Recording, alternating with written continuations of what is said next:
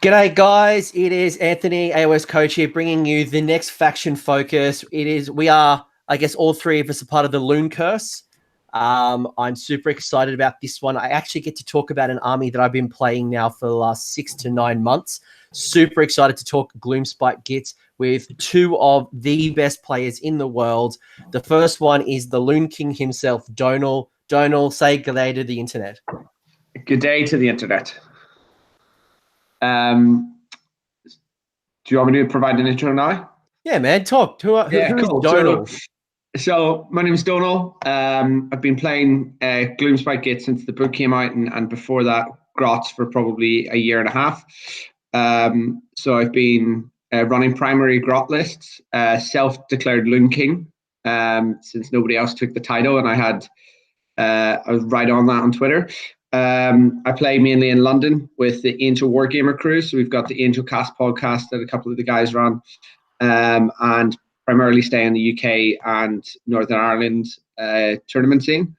So play in the Six Nations, running it this year. And generally, when I go to tournaments, I take my Gitz with me.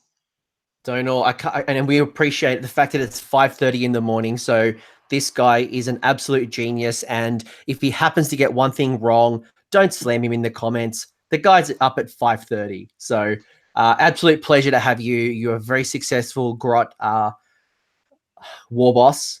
You used to have an old nickname that I don't know if I should repeat on YouTube, but excellent Warboss.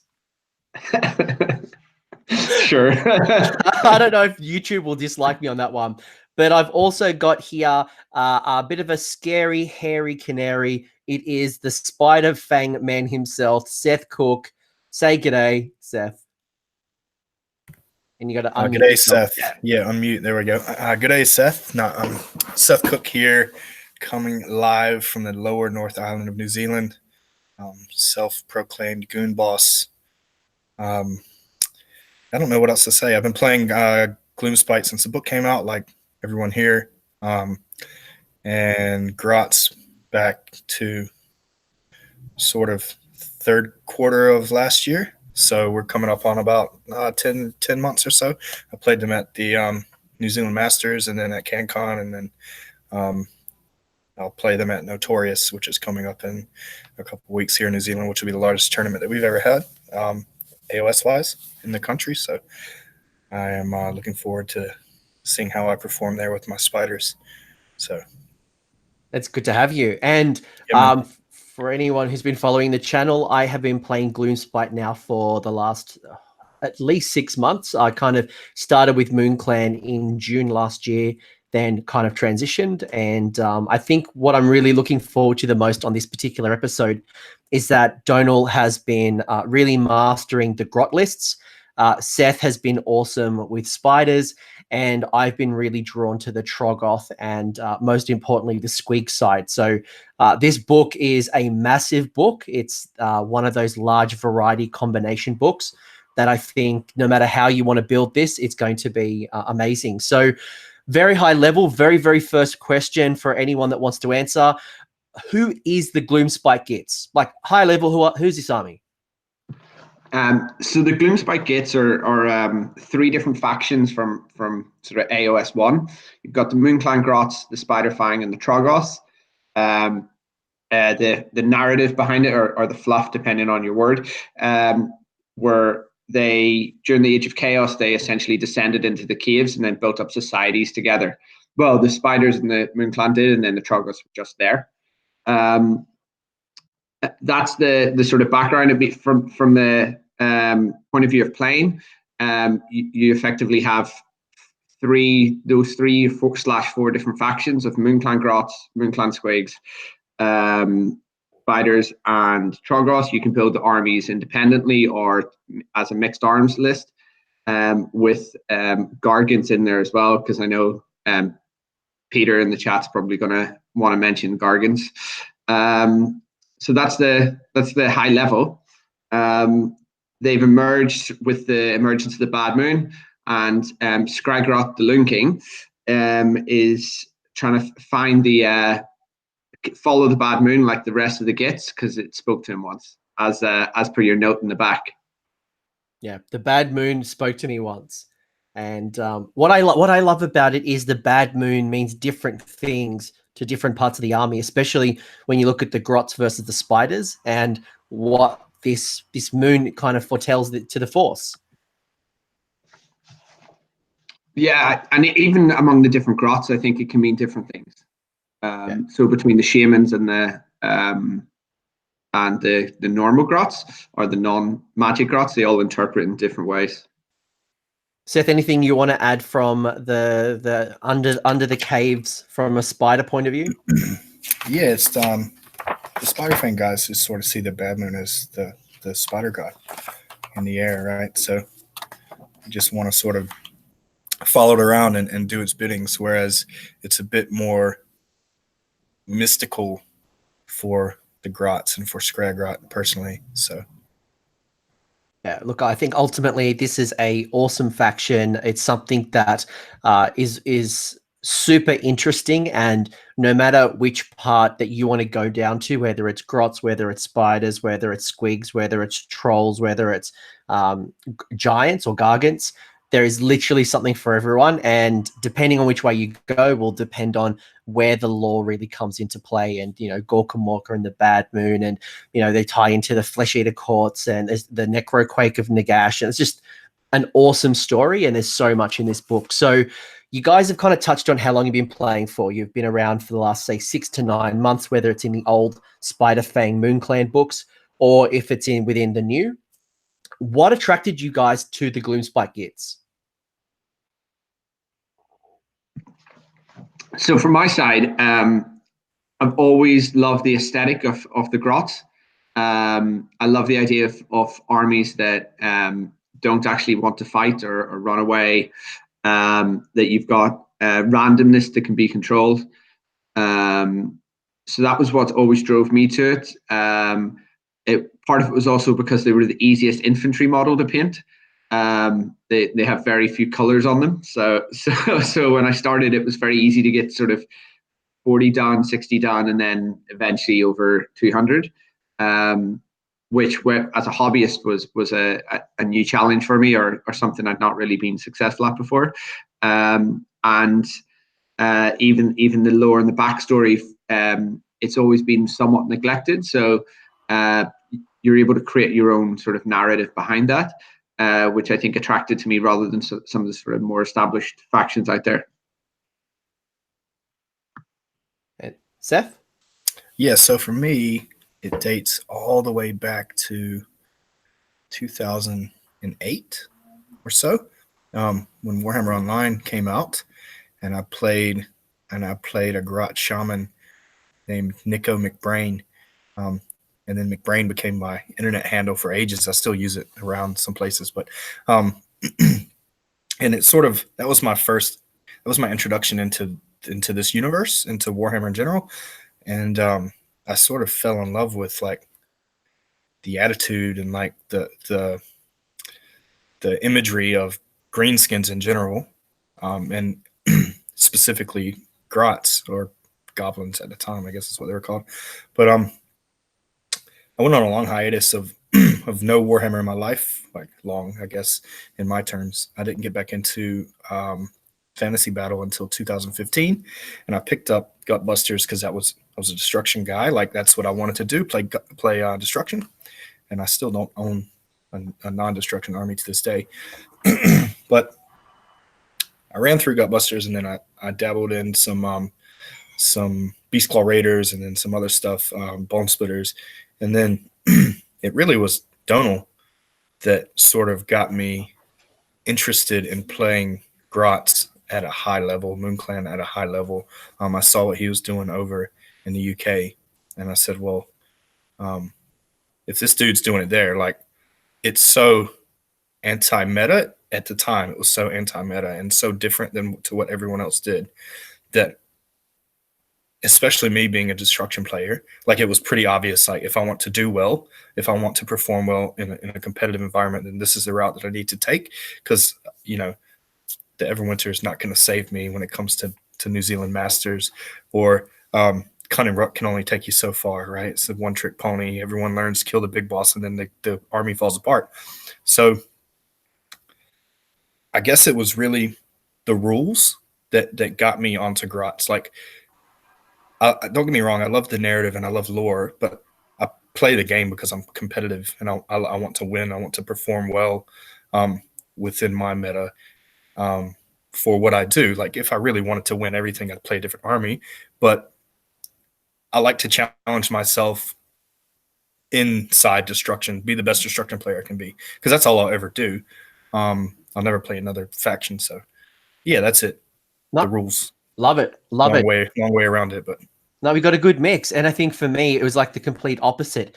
I really came to the faction because of Squigs. I wanted something completely different. I wanted to paint pretty colors, something that was, you know, bright oranges and blues and purples and mushrooms. And I wanted to be able to have a laugh. I think this army for me is comedic value. Could I go with the most competitive force? Of course, there's going to be more competitive forces out there, but this army is also very competitive.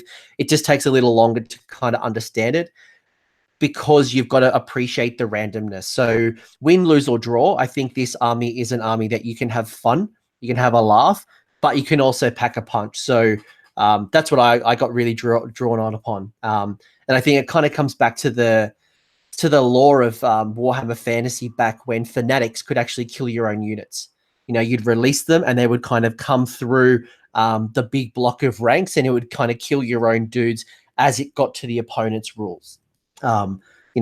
Eating the mushrooms and just the kind of interaction that ability has to your force. I think it's something that's unique. And then it's also frustrating when your goblins have nets and they throw nets at people and not only make it hard to hit, but you also kill things with a net, which I think is very fun. And you have a bit of a laugh and a barbed net. Okay. A barbed net. And then when my squigs dies, they often do some damage on the way out. So you have a laugh and you feel good. That's what drew me to the army.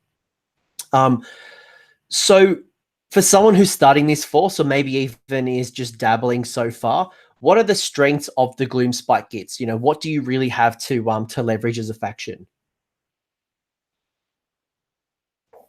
So I think the obvious is the ability to debuff the hit rolls of the opponent with netters. And then, the Troggoths have an innate ability to debuff the hit roll as well. The Troggoth Hag has a spell on her War Scroll that debuffs the hit roll. And then you add in various endless spells, etc. And then you can really make things difficult for your opponent with that specific strategy.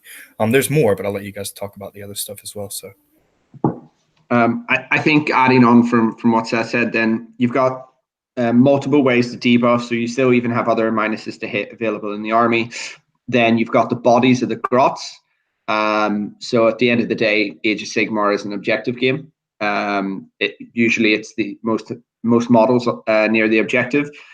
Grots are the most efficient unit out there. You can take them in 60s. They're 20 mil bases, which just means from a math perspective, you get more on.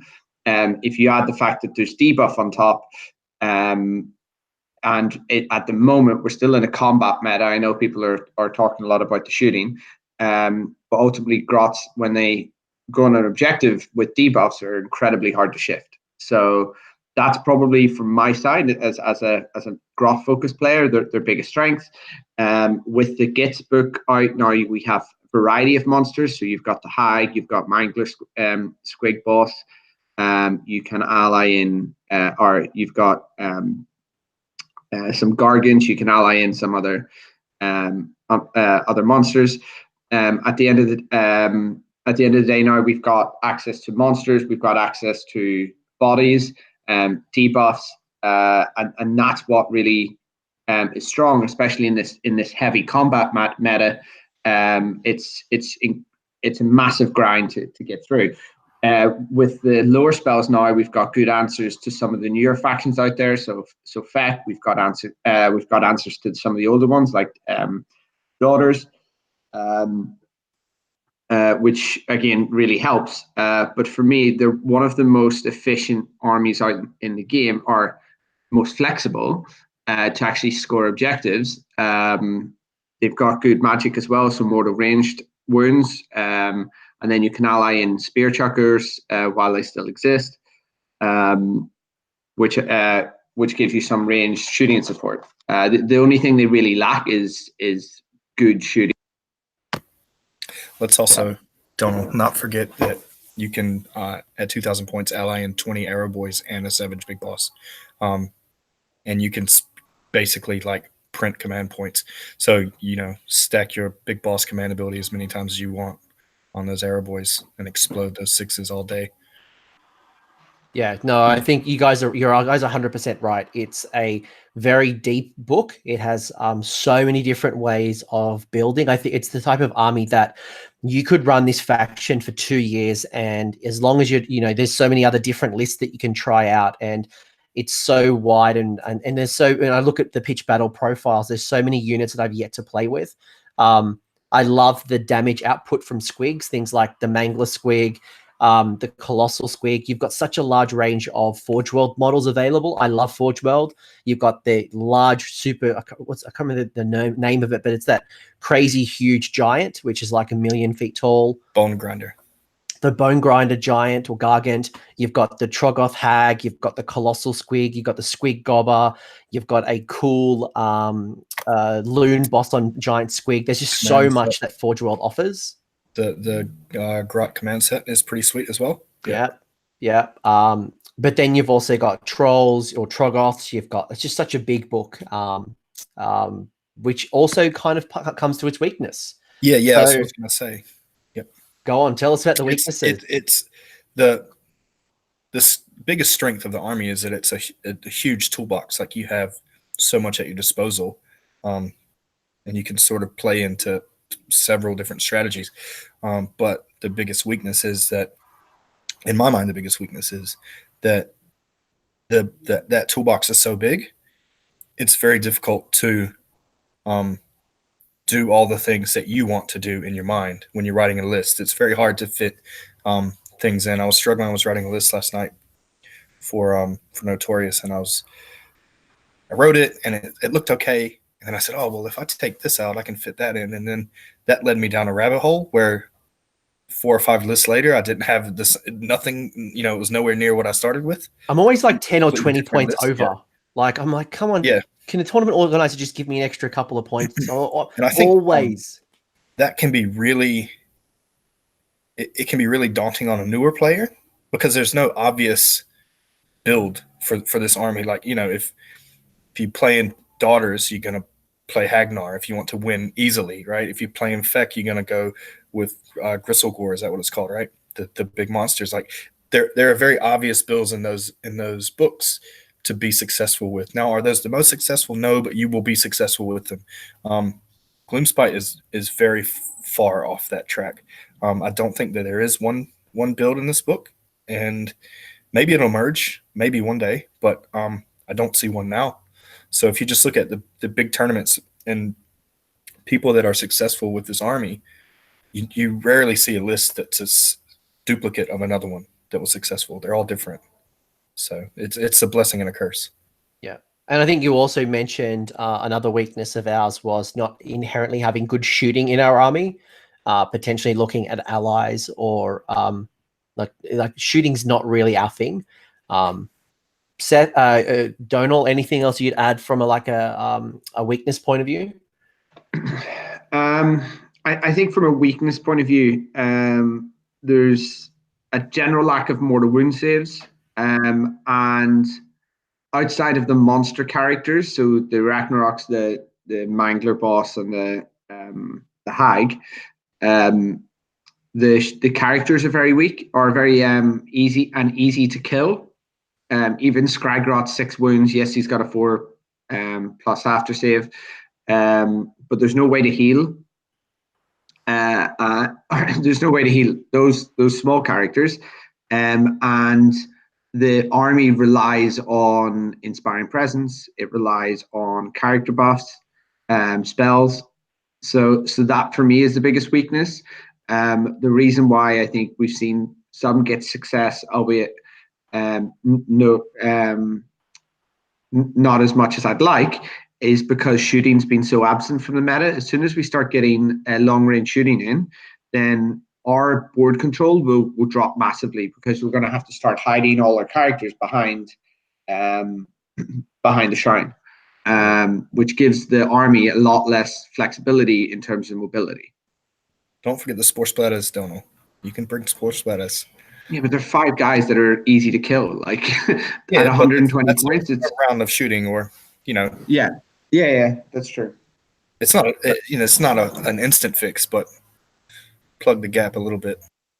For sure. Peter Atkinson, Pete in the chat is putting out a really good comment as well about keywords can be quite restrictive in this army, given we're so rewarded going down one part of the particular book, and a lot of our books don't synergize across the whole army. It synergizes for squigs only, grots only, Troggoths only. So I know when I found building a blended force, it's been quite challenging having army-wide buffs that like a Daughters or a Feck would give out. So you truly are rewarded going down one particular path, and having a blended army can be challenging. So keep that in your list kind of building mindset, which moves quite well into starting to actually build a list. So I was just going to add in the moon as well. It doesn't give board wide buffs, so it's unreliable in terms of competitive play. You can't rely on any of the buffs that it gives. So let's start there. So by going Gloomspite Allegiance, what do you actually get? So you get a bad moon. Yeah. So you get a bad moon. It doesn't start on the board. At the start of turn 2, you roll a dice. On a 2 to 5, it moves 1 sort of quarter in. On a 6, it moves 2. And whatever quarter it's covering, or if it's in the middle of the board, it covers the whole board, you get some benefits. Seth's just giving away the IP that you can see in the little box there. GW, don't sue me. But, depending on where the moon kind of comes onto the board and what type of army you've got, it gives benefits to, like Grots get reroll 1s to hit, Squigs can run and charge, casters get +1 to their cast, while opponent wizards get -1 to their cast. Troggoths that aren't the hag get to double their heal or re-roll the dice, and Spiders immortals on 5s instead of 6s. Yeah, so you are rewarded, but you're 100% right. It is unreliable. Scragrot can kind of control that once per game with the CP, but there's been games where I've played and I rolled 3 1s in a row, and my moon didn't get off until I've got to use a CP, and for a competitive player. And there's so much reliance that my colossal squig moves 46. Now, sometimes it moves 21 inches in a turn. There's other times where it's rolled like 5. So and it's been often times where, it's critical that I get into combat. So there's so much like reliance of a random roll, and sometimes it's favorable, sometimes it's not. So I think that's where that can be challenging as a weakness, but it's also fun. Super fun. The other thing then you get is the Loon Shrine, which is a terrain piece that everybody gets, and within that you have some benefits. So grot units within 12 inches, if they're wholly within 12 inches, don't take battle shock. It's a fairly big piece, so you can very, very effectively hide some models. You can also tuck some of them into the close to the center to make them pretty much invisible, especially if it's just a buffing piece. But it gives your army some flexibility there. I don't know if anybody else wants to mention some of the other benefits for it, or you. It also allows you to, when you lose an entire unit of grots on a 4+, you can bring that unit back at half strength, and they have to be wholly within 12 of the, and I'm just off the top of the head here, wholly within 12 of the Loon Shrine, 3 inches away from the enemy, right at the start of your next turn. So if you get the double turn, then there they are, right in combat, if you can put them in position. So it's literally never happened to me. Yeah, I think that those two abilities are in direct conflict with each other. Yeah.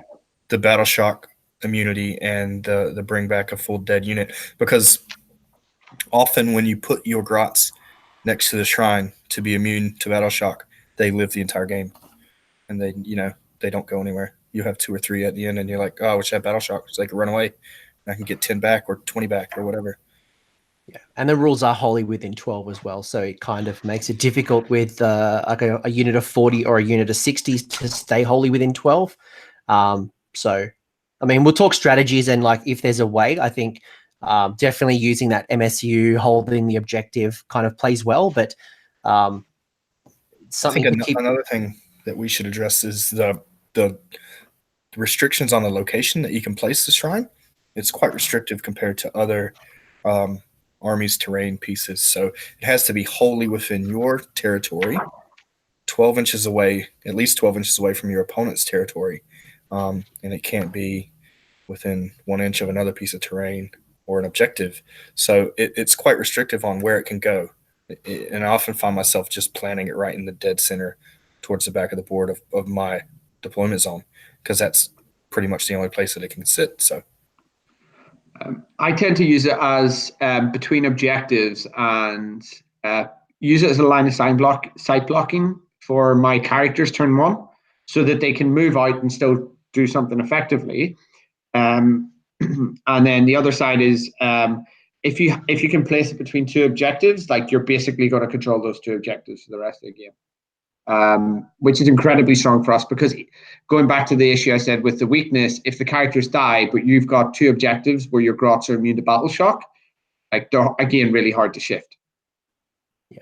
Yeah, and I'm always considering, and when we get into the hero choices as well, arcane terrain especially is the one that I'll strike for, especially with one of the spells that I'll take, which is Hand of Gork. So knowing, should a unit die, I've got a character who's going to fling up this half unit strength, half model strength unit up the board again. I want to be setting up for like 1 or 2 turns in advance, should that happen. So some interesting things about the our allegiance abilities, and it's not all doom and gloom, but it's definitely some things to consider. So when we start going into building a list, where do you guys start? Do you guys start with battalions? Do you guys start with hero choices? Where do we start? So often I start with I looked at the battalions. For the grots, the only one that I'd really consider is the Skulk Mob Horde, which is 3 units of grots are stabbers or shooters, and 3 units of fanatics. I end up usually dropping that, because once you start building a list and you're like, okay, I'm 2,500 points, where can I drop some points to get to 2,000? That tends to be the one that goes. As a grot guy, I tend to focus on, okay, what is my battle line, and then what are my heroes to support it, and then what can I fit around that. So battle line is where you start. Yeah. Let's start there then. Let's start at the top of the tree, which is battle line choices. So we have generic battle line for the Gloomspite Gitz, which is generic Legion, is the shooters and the stabbers.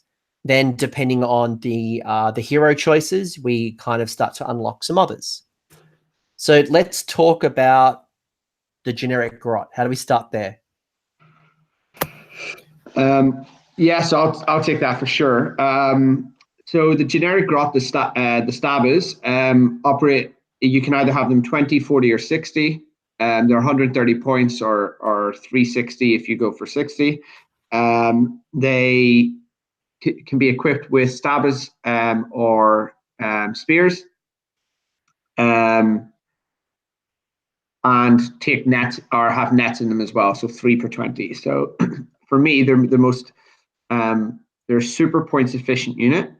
Probably one of the best I kind of think of it as one of the best pointed units in the game, because I don't think anyone would argue that they need to be more expensive, but I also don't think that they need to be cheaper. The shooters on the flip side, do the job just much worse. From my perspective, they're very unreliable for shooting. I think maybe taking them as 20s might.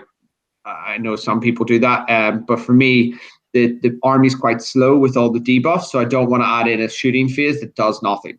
And you would waste 2 to 3 minutes per game or per turn just rolling 50 odd shots to get 1 wound across. Like 5s and 5s or something, are they? Yeah, exactly. Something silly.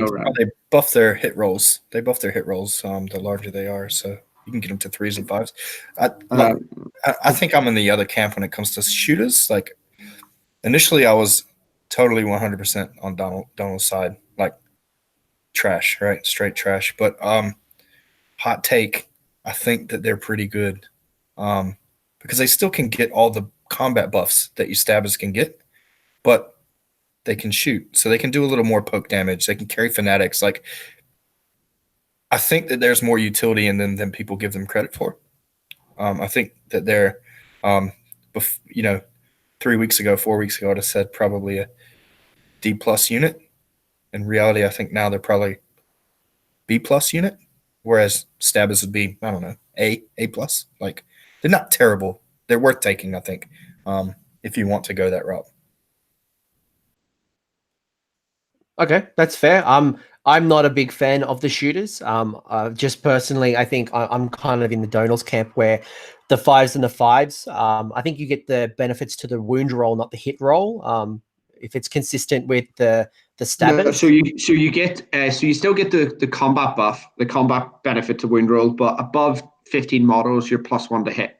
On the bow. Yes. So they're shooting, they'll get plus to hit. And combat, they get plus to wound. Yeah, because our stabbers are to wound. Yeah. But even if you take a unit of 60, which is 390 points, you've got 50.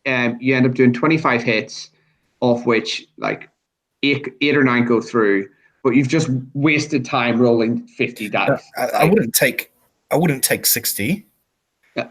But I would like if my list called for 40 stabbers with swords, I would likely take shooters instead of stabbers with swords, right? Like, I like spears, and I will likely always take spears. It doesn't matter how many I'm going to put in my unit. But if I were in the sword camp, I would probably look at taking shooters over stabbers with swords. See, that's interesting because I'm a big believer in stabbers with swords. Now, before we go to that point, if you do take the combat grots, you've got 2 choices, I guess, of weapons. So you've got the spears, which is a 2-inch range, hits on 5s, wounds on 4s, and then you've got the swords guys, which are hit on 4s, wound on 4s. The interesting thing as well is that for every 20, you can choose a banner, you can choose a gong. No, the gong. And you've got the flag. Yeah. So you can choose a gong at 20, and then one of the standard bearers for each 20. So to have both standard bearers, you need 40. All right. So let's maybe talk. Let's talk weapon choices first. Spears versus swords. What do we like? This is like one of the internal discussions.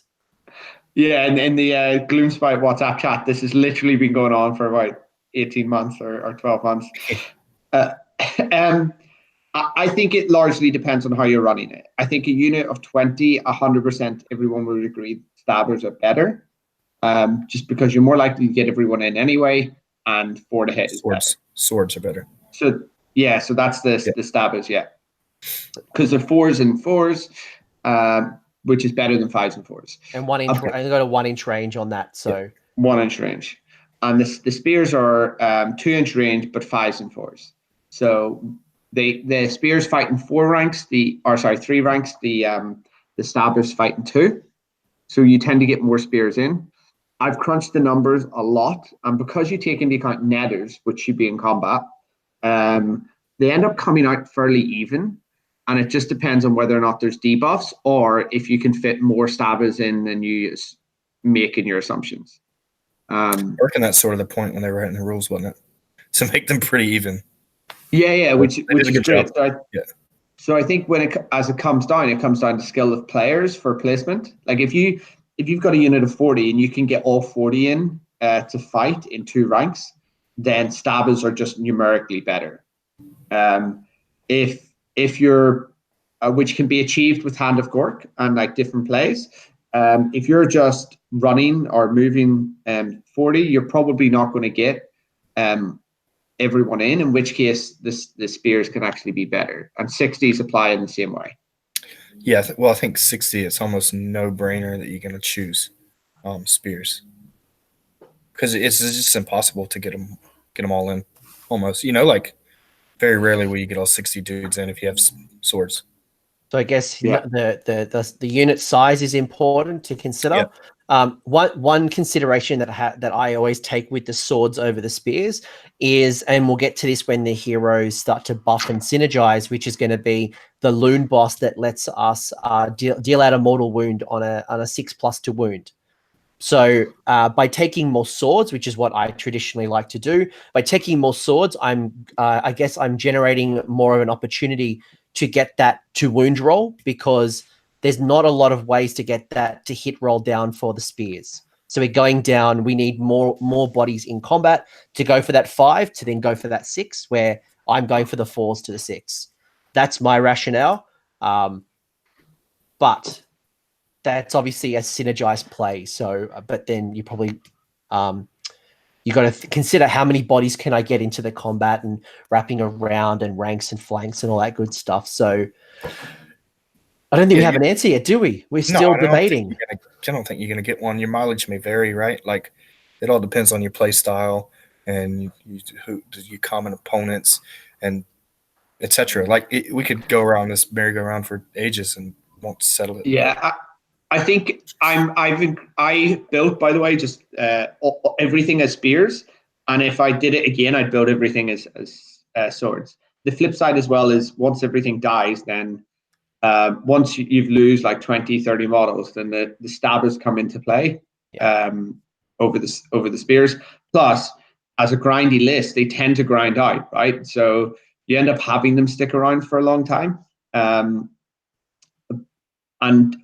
But then if on the flip side, if you're doing a lot of debuffs and you have geminids on the board, they're more likely to be -1 or -2 to hit. And if you're -2 to hit, then the spears are always better. What we can all agree upon, and the chat agrees with us, is that it's all about max nets, taking as many nets as physically possible, which is the 3 for every 20. Yep, take them. Do we all agree that nets are the best?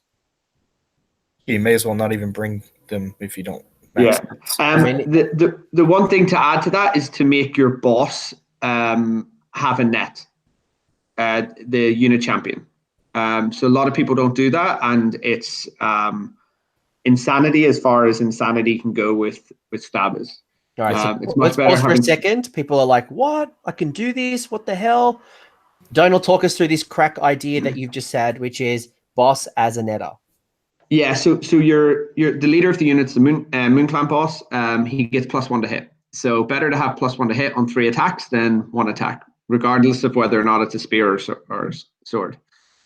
So I discovered that back in just as AOS 2 dropped, when you could stack command points, and we had the Moon Clan Grots and the old command ability. Yeah, so that's a nice little advanced technique that we haven't even gotten to yet. So if you're still building your grots and you've got an opportunity, definitely make your boss one of those netters. So really good. So, and for the people who haven't played with netters yet, netters are a wonderful, while it has 3 attacks, the key reason we're taking netters is because any model within a 2-inch radius of that net, not the unit, the model, are going to be -1 to hit. And why do we like this? Because -1 to hit is the best. Yeah, and it's additive, right? So like if you get -1 to hit from your netters, and then -1 to hit from the Geminids, and then -1 to hit from your Troll Hag spell, and like you can make people -4 or 5. Not that you need to go that far, but you turn off all those exploding attacks on 6s or 6+ if anyone has them anymore. It's so good. It's just such a good debuff, and it's really is the core of the list that like Donal builds common grot list is the debuff list. It's good. Yep, and I would say net placement when you're putting them down on the table is critical to know where those nets are to make sure you're maximizing that 2-inch buff radius, but also making sure you're not deleting any of that. Like they are the last models you want to be losing because they're just so valuable, just tying things up and just the sustainability. Donal, would you agree? Yeah, I think netter placements is one of those things that is super nuanced with the list. Like 100% you don't want to remove them. Sometimes you have to place them in a position where you ultimately have to.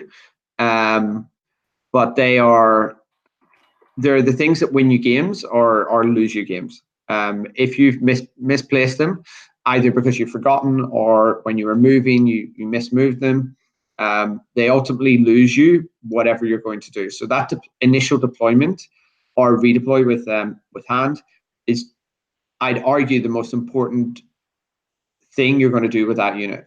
And as a player that's kind of evolved over the last 18 months playing these, that's one of the skills that I probably have that a lot of the newer players won't.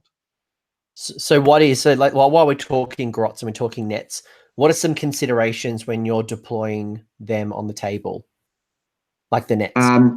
Yeah, so the nets, I tend to always keep the nets just initially together to make it easy, just for the sake of not trying to find them within the unit. You generally want them in the front lines. You need to then consider, is anyone going to drop behind, or are you baiting anyone behind you? So a unit of like canaries or something, not that the canaries are going to charge, but if you're against Stormcast and you're wanting the Stormcast to charge in a unit behind you, you might want to put in a couple of nets.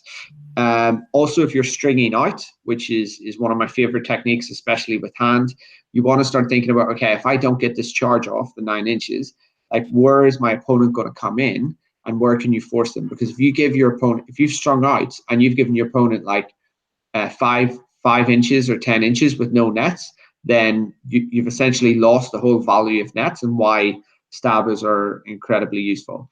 So then you need to start thinking about, okay, if I tag in units, like if I'm going to tag in a monster, where am I going to place my net that I can keep the monster in combat, minimize the damage back, or lock them in as well?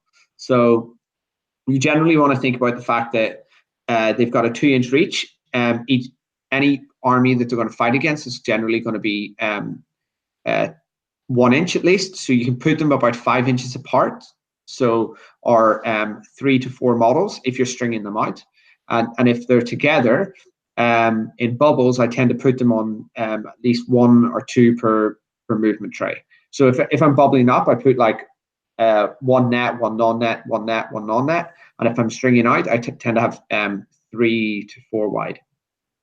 Yeah. And what's great as well is that if that netter is around something else. So I had a game the other week where I had some deep striking eels hit me from the side, and it hit my colossal squig as well as a grot with a net that were literally right next to each other.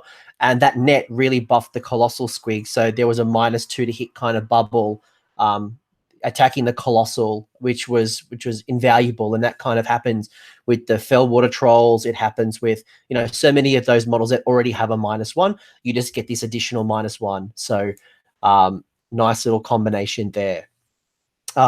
Grots also have some really cool things. I think they're a really good utility unit. You've got, if you take the gong, you're going to get +2 to your run rolls. If you take the bad moon icon, you get the +1 to save in shooting. The flag gives you a bravery buff. So overall, it's a nice little, you can kind of build it in very different ways. And it's a nice little utility piece. And I've always loved that +1 to armor save, should we go into a shooting meta, is going to really help that sustainability because the nets only impact combat. So yeah, I think one thing that we missed over in the beginning when we're talking about the strengths of the army is speed. Like, no, they're not the fastest army, but when your grots are +2 to run and you have 1,000 command points, right? You're moving across the board really quick, and then you got Hand of Gork as well that you can throw out there. People really underestimate how quick that the grots can move across the board, which is bad for them but good for us. So, well, especially if you're doing another positive for us. I think of like the Squig army as well, where Squigs get to run and charge under the bad moons. That's just an extra dice roll to move, or the 6. Spiders can move over terrain as if they fly. So movement and speed is a good one. Anything else we want to talk about with Grots before we move into our other battle line choices? No, I think that's probably it without getting into list building. So, all right. So at a high level, if we're looking at 20s, stabbers, so the swords probably might be better. When we're talking about bigger units, we're thinking about how many we want to get into combat, where the 2-inch reach of the spears might be better. But then as they start taking wounds and the attrition kind of comes into play, then the swords might be a little bit better. Shooting has a merit. It's got the shooters, but ultimately the nets are really where we want to be. Nets are gold. Cool. So we've got some other battle line choices. We've got a squeakheard. Squeakheard, if we're going to take, if we're under the allegiance, that automatically applies. What do we think of a squeakheard as a battle line choice? I absolutely love squeakheard in units of 6. I think that they're really efficient, minimal battle line. If that's your goal in your list, is to take as minimal battle line as you can, and take big monsters or heroes or whatever. Like your go-to will not be 20 grots, 20 stabbers. It'll be 6 squeakheard. It's our cheapest. It's our cheapest option. It's currently at 70 points and for 12 wounds. Yeah, it's so good. Donal, what do you think about with the squeakheard?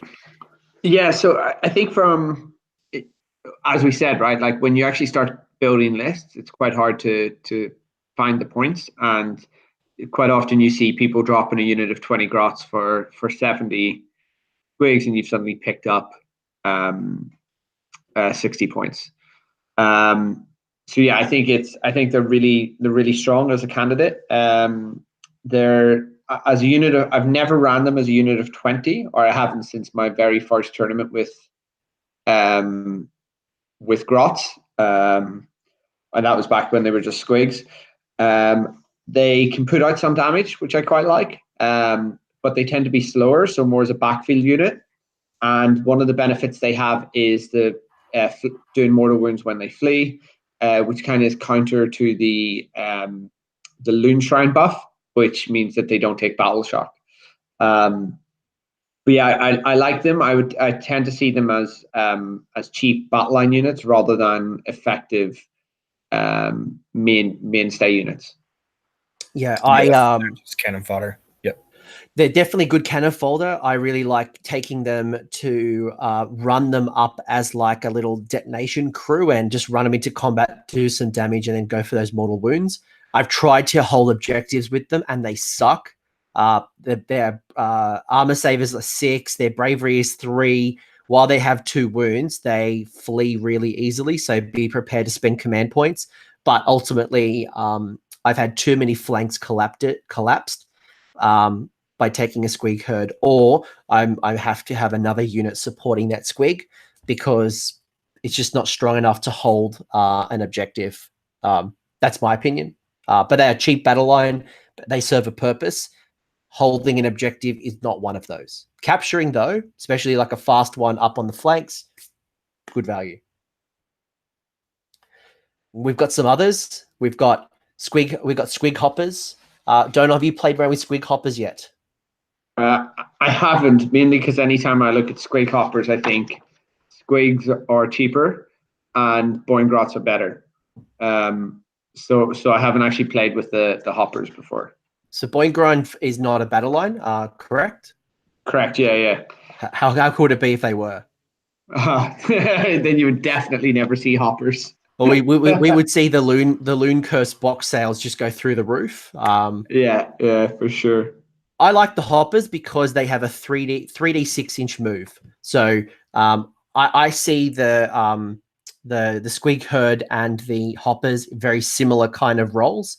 I just think the hoppers move faster and allow me to secure objectives, almost like light cavalry, like I would use, just like light cavalry to kind of snake and kind of position and annoy an opponent. They're cheap, as well as it kind of allows me to fulfill a battle line and get more Boingrots or something in. Yeah, agreed. I think they have that mortal wound. They can be fast, or they're faster than the squigs theoretically. I say theoretically because sometimes they will roll less than 5 on 3d6. But they definitely fill a role. I don't tend to take them just because of the way of the general choices that we end up talking about. Plus, I'm a grok guy, so I only ever for Battleline I only ever really take the grots. Yeah, look, I'm the same, but I have tried, and look, taking a squeakheard, they are good. They're a nice little speed bump. They're a really good support unit, and they do unlock about 70 to 80 points that if you had fulfilled a unit of grots with, it allows you to get a few more points. So it's not a bad option to take two blocks of grots and a squeakheard. I guess it depends on some scenarios where you've got to hold 3 objectives. Very easily you can get overpowered in one. What about, we've got some Spider Fang, and then we've also got some Troggoth. So if you take a dank hold Trog boss, we can start to unlock some Trogs for Battleline. I love the idea of Trogs for Battleline. And I'm upset with the dank hold Trog boss. But we'll focus on the Battleline. I think Fellwater Troggoths are amazing. -1 to hit, so synergizes with that whole debuff side of things. You get both Fellwater and Rock Guts get regeneration. So on a 4+, they get D3 mortal wounds. If you're under the moon, you can either re-roll the 4+ or double the number of wounds that they heal back. But Fellwaters with the -1 to hit, really good shooting attack, albeit short range. 6-inch range, 2+, 3+, -2 rend, D3 damage. One of the few places in the army that we get. Actually, that's not necessarily true. The only place we get -2 rend in shooting, but one of the few places we generally get -2 rend. So a unit of 6 of those are putting out potentially 18 -2 damage shots. Which is pretty nice. Which is massive. Yeah. And then Rock Guts, they don't have the shooting attack, but they can do mortal wounds to an enemy within 12 inches, which is better for the Hand of Gork side because they're guaranteed to be in range. And they have less attacks, but that consistently damage 3 on the melee weapons, which is better than the damage 2 of the Fellwaters. So if you were going to build a list, would you take either of those Trog options as Battleline? And is there one that's more appealing to you? I think if I was doing a Battleline section, I would probably have 2 Fellwater, 1 Rock Guts, but I could easily be persuaded to do 2 Rock Guts, 1 Fellwater. I think I'd definitely mix it up because they have different combat roles. In terms of one has more attacks with -1 rend, the other has less attacks but -2 rend. They both have different utility pieces. Yeah. Look, I have personal preference to the Fellwater, but they really are much of a much. The only thing that I would caution anybody is going 100% Trog could be dangerous in regards to not having enough bodies for objectives. So I'd always consider at least 1 unit of grots. That's just personal preference. I would personally take Fellwater Trogs all day as Battleline over Rock Guts all day. Just the utility from the shooting, like Donal mentioned, with the melee attacks. But you're still going to get a shooting phase every turn. So you got 5 attacks. One of them is -2 with D3 damage, right? And then you -1 to hit. Yeah, the mortal wound thing is good, but I like the theme, obviously, of debuffing the hit roll, and then I like the -2 rend, which is like he mentioned, is hard to come by. So I'd take them all day, but that's just personal preference. I'm not saying that one's better than the other. So.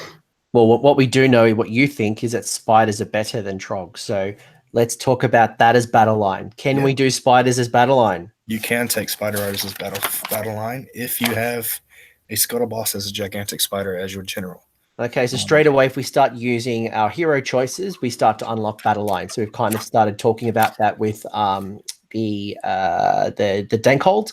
But now if we go the spider side, we have a hero unlock. So talk to us about spiders as battle line.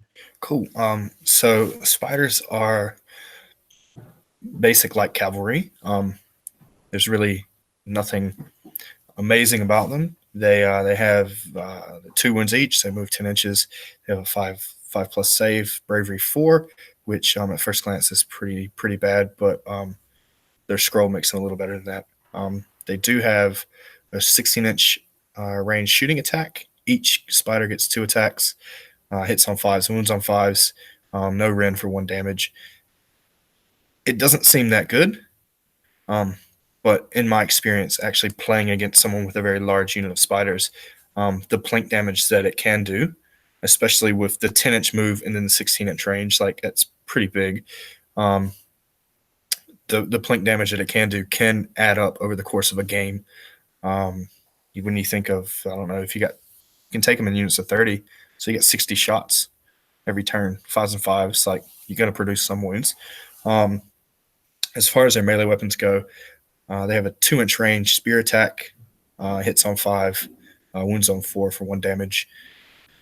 It's okay, but you make your money with the spider fangs. So the spider fang has a 1-inch reach. Each spider gets 2 attacks, hits on 4s, wounds on 4s. However, if the hit roll is unmodified 6, then they cause a mortal wound. So a lot of the strategy around having spiders as your battle line is fishing for those mortal wounds. They're not going to put out tons of damage like other armies' battle lines, like witch elves or even ghouls to an extent. And they're not going to debuff like stabbers would with netters, but they're very quick. They can move over the terrain as if they were flying, like you said. They have the shooting attack. They have the mortal wounds, which gets buffed by the bad moon. And if we want to talk later about artifacts and stuff, then it can also be buffed by an artifact that you can take on a spider. What else we got here? Boss, he gets +1 to hit on his attack with his melee weapon, whatever. The drummer gives them 2 to the run roll, which is good, just like the stabbers. And the totem bearer adds 2 to their bravery, to the unit bravery at all times. It doesn't matter where the enemy is in relation to you. So that bravery of 4 now goes up to bravery of 6 as long as you have a totem in your list, which you can't take until you have 10 models. You can't take a drummer or a totem until you have 10 models in the unit. So overall, I think they're a really strong battle line unit. Like I said, they're not hammers. They're not anvils. They're somewhere in between, and they have some utility. And I think that they rank sort of obviously below stabbers as far as efficiency in the army as battle line, but somewhere around where the squeakheard is and ahead of the Troggoths too. So, I mean, like I think that there's some middle tier as far as the army goes, but you're not going to really lose much if you take them as your battle line. Yeah. Yeah. So I think what, when I look at all the battle line options in Gloomspite, they're all viable. It's not like any of them are hot garbage. Some are better than others. And I think that's why when you look at a consistent list, you always or most often see at least a unit of grots, stabbers or shooters. I think from what I'm hearing so far, the type of army that you really want to be is going to dictate, I guess, ultimately what type of battle line. So it doesn't make any sense to take Troggoths as battle line with a hero if your army's mostly going to be squigs and vice versa. So thinking about the style that you want will ultimately dictate the battle line. Yeah, that's my first step when it comes to building my list or writing a list. I think of the strategy that I want to achieve. Lots of times people go with, like Donal said, like I start with, I can't remember what you said, but you start with something, but it's different than what I think. I start with my strategy. Do I want to be fast and harass? Do I want to grind? Do I want to be straightforward, punch you in the face? Like that's where I start, and then I select from this huge toolbox the correct tools to achieve that strategy. And if, like, I don't really particularly care for the Spider Rider models, but they fit into my play style. They fit the strategy that I want to achieve. So that's why I choose them. They're not terrible models, but they use updating. So not perfect. I think we've given a lot of food for thought when it comes to battle line, and we are super lucky to have a wide range of battle line options that some armies just don't have. Let's talk heroes. Let's talk about now starting to optimize those battle line, or maybe unlocking those battle line, given some of those are only battle line if. When you guys are building lists, what are the hero choices that probably stand out most? I guess we've got a lot of choices and probably don't have enough time to go through every particular hero, but let's talk considerations. Let's talk about what ones stand out and why. Maybe we'll go round robin and throw one at a time. Yeah, I think there are probably two in the list in the army that are like superstars, and I'll let Donal start with the first one because it's an obvious choice. So. And you're a superstar. But Donal, who's the first one? Scragrat the Loon King. But let me just do this shock face, like I didn't see that coming. Why is Scragrat the Loon King not an automatic choice, but a strong choice? He has literally been an automatic choice in every list that I wrote. So that's actually why I always start with Battleline, because I always know he's going to be my hero. Scragrat's the most versatile character we have. He has he is a missile weapon that's 6 attacks, 3s and 3s. At a ridiculous range. Yeah, 28-inch range for the moon on a stick. 3s and 3s, rend 1 for 1 at 28 inches is ridiculous. It's amazing. And before you even get into the second part of that, the rule for that weapon, that bit is awesome. Then you get the second bit, which just takes it over the top. Yeah. Yeah, go ahead with the second bit, Seth. So if he causes a wound to anyone with the moon on the stick, in between every battle round for the rest of the game, that model takes a mortal wound. I think it's at the end. So, at the end of the battle round. So yeah, it's so good, man. Like it's so not good. It's not good for single wound characters or single wound models. But if you got a multi wound, you just pop that on, and it just keeps dealing damage to a hero. So the attrition is just beautiful. Yeah, if you get that turn 1 onto a hide, she's dead. Of a damage over time ability in this game, to my knowledge, yes, is that it's pretty good, man. Like, and kudos to GW for thinking outside the box and bringing a common video game ability to the tabletop. Love it. Yeah, and so what's that second character? Also, kudos to them for not doing it for every army, just because it would be a lot. It's always hard to remember. Sorry, what did you say, Anthony? I want to know what the second character is. Maybe I'm not taking them. No, you're not taking this. The second character is Web Spinner Shaman on a Ragnarok Spider. Oh. He is a stud. Maybe not at Scragrat level, but he is a super stud, man. I've just added him to a list that I'm taking to Sydney Slaughter. So I've just been recently awakened to the amazingness of the Web Spinner. I thought you were going to say Loonboss or Mangler, but no, he's 2A, I think. All right, he's right neck and neck with the Web Spinner on the Spider. All right, sales pitch. What is about the Web Spinner? I think he closely rivals Scragrat in the versatility aspect. Like, he has a shooting attack as well. Nowhere near as good, obviously, but 16-inch range, 8 attacks, 5s and 5s, just to poke, right? He's got heaps of melee attacks, like Spider God Staff, which is just your basic shaman attack, like 4s and 3s, neg 1 rend, D3 damage. He's got leg attacks, 8 of them for obvious reasons. 4s and 3s, neg 1 rend. He's got 4 monstrous fang attacks that also explode on 6s, but they do D3 mortal wounds instead of 1. Like, it's really good. And then the grots that hang out on the Howdah with them, they have their spears. He can cast twice. He gets a innate +1 to cast and unbind. Like, he has a spell that allows your monstrous fangs or your fang attacks to double mortal wounds. Like, he just is so good. Like, everything about him. He doesn't have a weak spot. Maybe his save of 4, but I don't know. He's just He's a stud, dude. I really like him. All right. Well, my equal choice would be the Loonboss on Mangler Squig.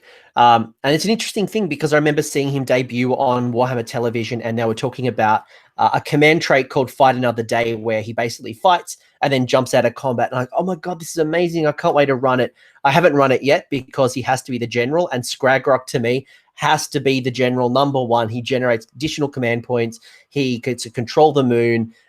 He's just too good not to take as general. So, but the Loonboss on Mangler is still fantastic. He is an absolute weapon. One game at Adepticon this year, I ran him into a brass stampede. There was about 30 of these skull crushers, and I think he killed 15 skull crushers in a single round of combat by himself. No, 5. No, it was 5. It was 15 wounds or 20 wounds. It wasn't 15. God, I wish I could do that. But he just absolutely wrecked face. He is an absolute damage dealer. The interesting thing about him, though, is that he's like a roller coaster. So your traditional behemoths start really good and then become hot garbage. He's like this good, shit, good again. So, which is always fun, but my opponents always annoyingly somehow keep him between that 5 to 7, which is where he's most useless. I personally love his command trait. That's going to give me +1 to my wound rolls for squigs within 18. So combined with my Colossal, combined with my Boingrots, in a squig-heavy army, he is an auto-include. And definitely one that I always give the command, the artifact to first, because he's just a big target. I don't know. If you guys run him, do you find he's got a big target on his face? He does, but for me, I came before the Gitz book came out. I'd written a destruction list, which is pretty similar to the list I've been running for Gitz, where I had a Stonehorn instead of the Loonboss, and his role is to be a target. So I usually put like the Griff Feather on him, and send him away, and it's all about how long he can survive for, distracting my opponent while my Grots score the objectives. His damage is relatively consistent, like it's pretty good. Being 2's the wound on the with the command trait is awesome. If you've got loads of command points, which we tend to have, I sometimes double stack the command ability to make the Grots on top 2's the wound, but that's literally only because we have so many command points in the game. He's really fun. I really like him. I usually use him as a threat. I don't expect him to survive past turn 3, and it's just bonuses if he does. He's got a great armor save. That 4+ armor, I think, is a big surprise. You're just like, you don't think about that. Although I just find he's just the mortal wound target. So I've always been tying up between taking Ignax Scales versus the Griff Feather Charm. There's, I guess, pros and cons, but to me, he's an awesome hero. I always put him in a list if I can. What's the anti-shooting cloak, ragged cloak? That could be a good one for him as well. Right? Isn't that what it's called? Once per game, you can turn off the shooting phase. You can't attack him.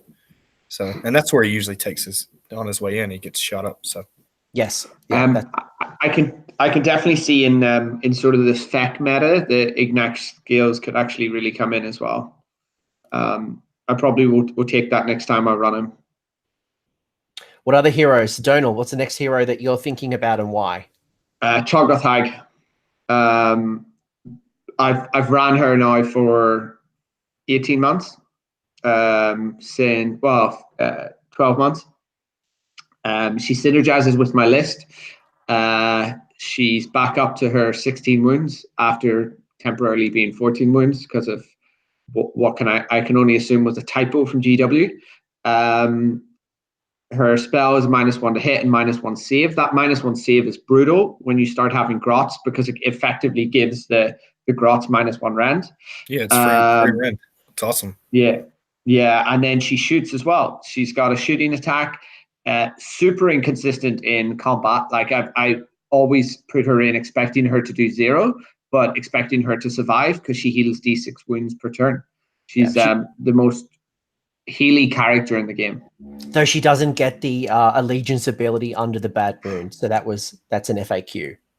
That is an FAQ, but she doesn't need to roll a 4+ to heal, and she heals D6. So that's correct. It would be a bit silly if she did get to double her healing, wouldn't it? Well, especially because you don't need to roll a 4+. But yeah,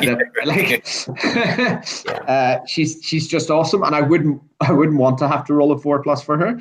But with the -1 to hit natively and netters and geminids and her spell, I've had her in games against Grimghasts where they can't kill her.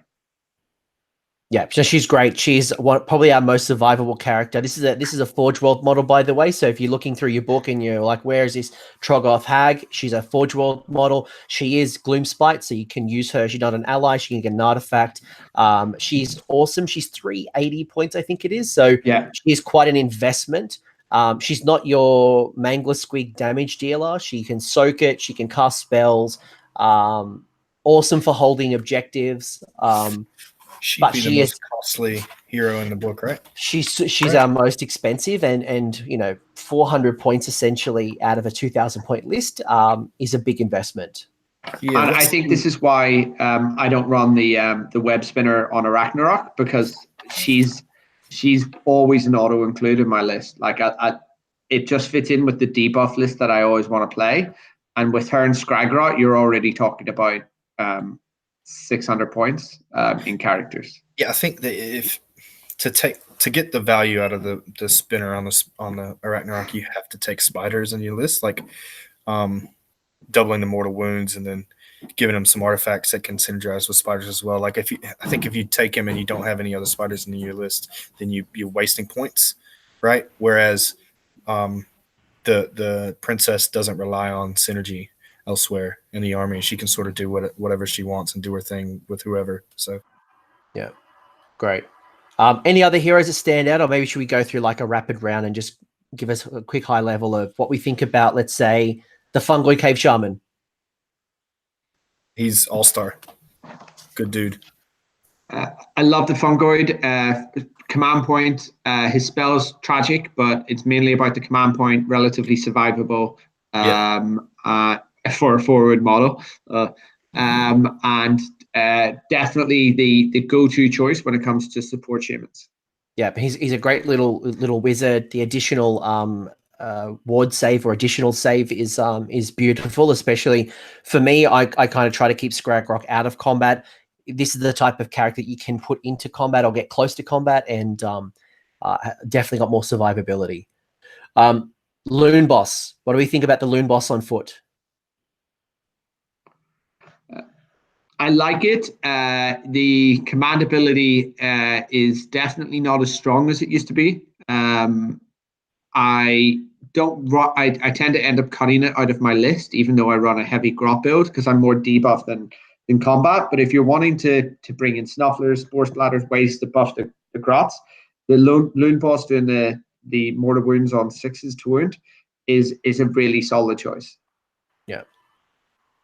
Cool. Seth, anything you add there? Yeah, I think if you take the Loonboss, you really need to sort of build your list around synergizing your stabbers. Like, that's what he's there for. So if you take him, you got to take other units that we're probably going to get into in a bit. So he's not just a dude that you can stick in. I mean, he is, because he's a 70-point hero. But you sort of take him to be the linchpin of this combo that you're going to build. So, agreed. If you're going to go Loonboss, you need to go. I have one. I own one, but he's not painted, and I didn't even build him. Someone else built him for me because they wanted to use him. So, yeah, like I'd take him, but not currently in my list that I run currently. So, yeah, no, agreed. We've got two Loon bosses. We've got, obviously, we just talked about the so we've got two other Loon bosses. We've got a Loon boss on a giant cave squid, because this is the one that's featured in Loon Curse, and then we have the Loon boss with so like the old Skarsnik model, which is holding a giant cave squig.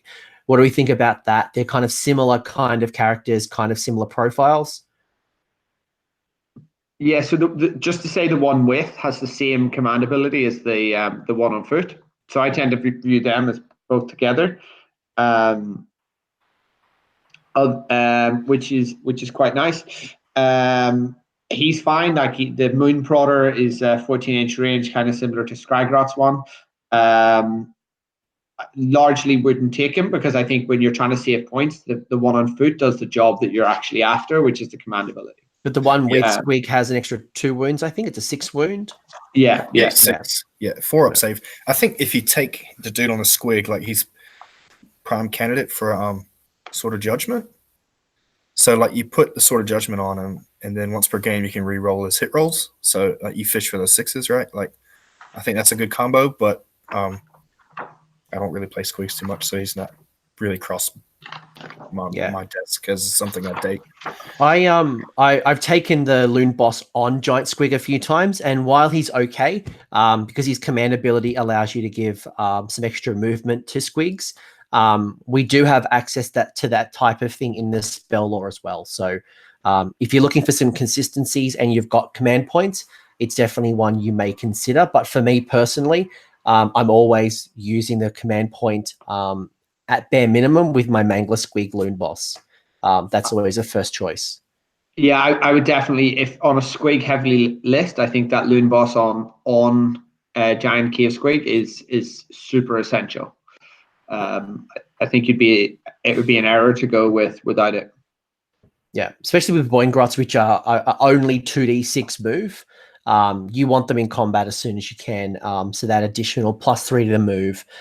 Your Bad Moon's not coming into play till minimum turn 2. So definitely a consideration you might want to have. But then it's the same time as like if a hero on Cave Squig is worth 110 points and another 5 Boingrots are worth 100 points, I'm always going Boingrots. I'm always going the additional. I don't know, Donal. Where are you at? Honestly, I bought the just before the Loon Curse came out. I bought the Forge World old model because I think you need consistency in your move phase. A lot of the club games that I were playing, I would roll 2 to 3 or 4 inch moves on the Boingrots, and it's so unreliable that it ultimately loses your game and means that your Boingrots can't be that alpha unit or the beta unit. It has to just sit and play a defensive role, which is not what you want to do with the Boingrots. So I love this guy. I wish the command ability was not limited to once per or unit once per command ability. So you can't stack it, because if you could stack it, then that guy would be auto include in any Squig list. Yeah, look, you've got to think of that. You've got to think of things like cogs. You've got to think of things like Squig Lure, which is the spell. Because 2d6, while it sounds a lot, like you could get 12, the reality is probably getting 6 or 7 on average. And there's possibilities you're going to roll 4s and less. So when you're setting up a charge and you roll a 4 for your move, you're sitting there like a wood duck. Yeah, I think you need to take the Loonboss. You need to take Squiggler. Like they're essentially the things that will take that unit to be able to move 7 on average to fairly reliably be getting 12 to 15. Yeah. We've got some other leaders. We've got the Madcap Shaman, which has been popular. Do we like this particular little wizard? I like his spell, especially if we come into shooting, and he's 10 points cheaper than the Fungoid, so he tends to be one of those that you don't auto-include. And also, if you have 2 artifacts and you're not sure what to do, I think his the Mommet is, which is -1 save to a unit within 12 inches at the start of combat, is incredible. So you can be taking a Stormcast unit with a 3+ save with the Hag and the Madcap, putting it on a 5+. Which means those grots are going to wipe it out. Yeah, I usually take a Madcap as an ally in my Bone Splitter's army to get cheap access to endless spells. If I don't have space for a Fungoid Shaman, because that army is really CP heavy and the Fungoid generating a CP is good, but if I don't have the space, I'll take the Madcap because he's a cheap caster, right? Super cheap. Yeah, agreed. We've got some other ones. So we've got some troll heroes. So we've got Mollog, which is the one from Underworlds. Don't really see that hero often, even in a Troggoth army. Any thoughts on this particular one, or kind of fast forward? I'd fast forward. I've never really seen her, despite her being super popular in Shadespire. Looks beautiful. It's a great looking model. I don't know if it's got a strong place, but maybe I'm not troll off enough. I think in a Trolgoth army, you might want to take her just because it's a different model. But I mean, if you're taking Trolgoth, like competitiveness is not your forte. Yeah, maybe. I mean, it's Moloch's a caster, right? Like, so if you it's another caster you can take in your troll army if like that's what you want to do. No, I don't think so. No, it doesn't have a spell. No. Here we go. She's just got the endless stuff. So like on a 4+ ignores the effects of an endless spell. So, which is a useful ability, but she's a 6-inch move for a 160-point hero, just quite slow. Yeah, I'm sure she has a use, but just not for me, maybe. While we got you on the line, Seth, let's talk your spider heroes. Any ones that you really like? Well, you got to take the Scuttlebuss. Giant. I always get it wrong. Spider or gigantic. I can't remember. One of them. Groucho Libre. That's what mine's named. Let me find his page so I can spout off his. In the meantime, while you find that, Donal, do we like Zarbag? Because he was being played around in the old edition. I don't find much value. No, I think I think the fanatic rule change means that his the extra 80 points that you're paying for him over a madcap or Fungar just limits his use. I know some people like him for the +2 to cast, so it's great as that character to guarantee hand going off. But to be honest, like there's other ways to get bonuses to cast. I'd rather take 2 shamans over 1. With our spell lures, we have like 4 spells that I love to take, or I'd love to take in any given day. I think he's just too expensive and doesn't add enough utility versus other things that we can take. Yeah, that's the only reason you've ever taken is a 2 to cast. That's it. 100% agree. So Seth, now you got the page. Let's talk spiders. Cool. So you take the Scuttlebuss on gigantic spider. I have it in front of me, so I'm reading it. You got to take him as a general to have the Spider Riders as your battle line, which is not so good. Like of the spider heroes, he's honestly the worst one. But hey, it is what it is. You do what you do and you move on. The cool thing about this dude is you can take the web spinner as your general, and it unlocks Spider Riders. No, it says battle line if your Spider Rider is battle line if your general is Spider Fan. Oh my God! Look at me. That is correct. Yep. Battle line. Never mind. So anyway, I take him, but I don't need to. Actually, you can take him. You take him with the battalion. The Scuttling Horde one, whatever it's called. Yeah, that one. Spider Rider Skitter Swarm. That guy gives you +2 to your movement for everyone in the battalion, and he doesn't have to be alive. He can die, and you still get the +2 to movement. But you can kit him out pretty nicely to make him do some pretty sick damage, 40+ mortal wounds if everything falls on your side, which never happens. Either you flub all your rolls or he gets shot off the board on turn 1. The cool thing about him, like I was saying earlier, is that he has a spear attack as well as a fang attack, and the spear attack also generates mortal wounds. So yeah, that's pretty good for him. And he his command ability is to let you reroll your charges for your Spider Riders, as well as run and shoot. So if you need to get across the board and shoot, you can run and shoot with those guys. Pretty okay command ability. Yeah.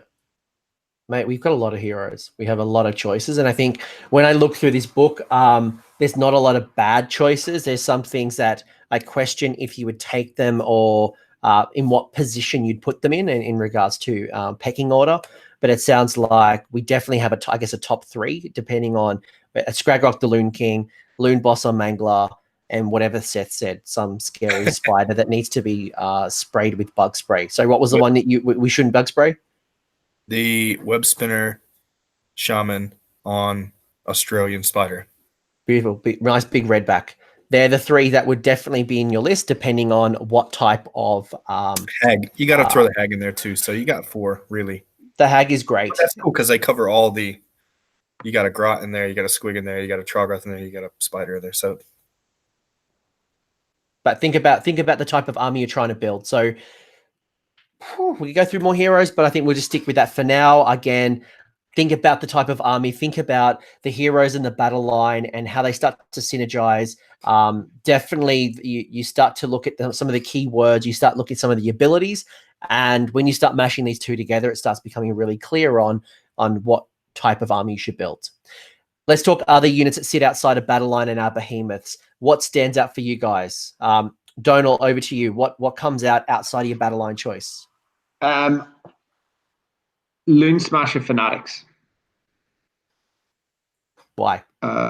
Because they offer rend in the game. They hide in a unit of grots. Apparently, they don't count as a drop. That's the latest I heard. Really? I always put them as I always count them as a drop. So I've never found. There's a whole discussion that you don't set them you don't set them up. So yeah, I've never played them as a drop myself, and I've never been called out on it. If I were called out, I would obviously play them as a drop. But they're inside the unit that you're dropping, so that's my. What I always do is I put down my 3 unit of grots on the table, and then the next drop I will put them down and record in a book which unit they're in. But I've so I used to just always put them as my first drop because I'd be like, "There's my fanatics, you can go next," or put 1 unit down and then say, but they don't need to be on the unit on the table. The thing is, it says when you select this unit to be part of your army, you must pick 1 friendly unit that's already part of it, or that it's part of, and then record this on a piece of paper. Do not set this unit up until it's released. So it literally says, do not set it up. So I think it doesn't count as a drop. This was only recently discovered in the Gitz chat. Yeah, also a small change to their War Scroll now is that it says note down on a piece of paper, where previously it said note down. You can note them anywhere you want in your head, whatever, tell your mate next door. But now you actually have to write them. So with my grots, I have 3 colored hats. So they're different hats. I've got a red, purple, and a blue. So I just write down what type of, which color they're in. But that's definitely some issues to consider. Didn't know about the not deploying them. So maybe that's an FAQ that GW needs to address. But sounds like there's some evidence that they're not a drop. Yeah, I mean, honestly, I was really skeptical and reread it just because the old ones were a drop. But I take them because you've got D6 attacks, 4s and 3s, -2 rend, D3 damage. Just incredible and consistent. Consistent in units of 5 or 10, but you can reliably expect some damage from them.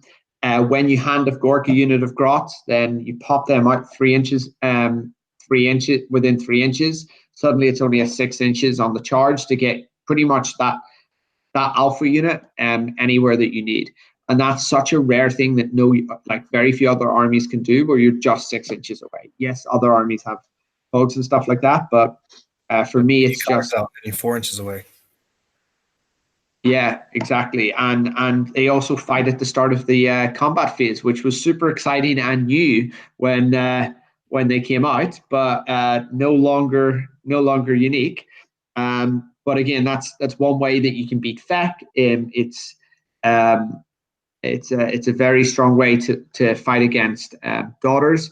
They do die to a stiff breeze, but I always take at least 1 unit because I always want to be able to put because the Loonboss on Mangler is so inconsistent with movement, you want to be able to put that unit anywhere that you need. Yeah, I've had a lot of success recently.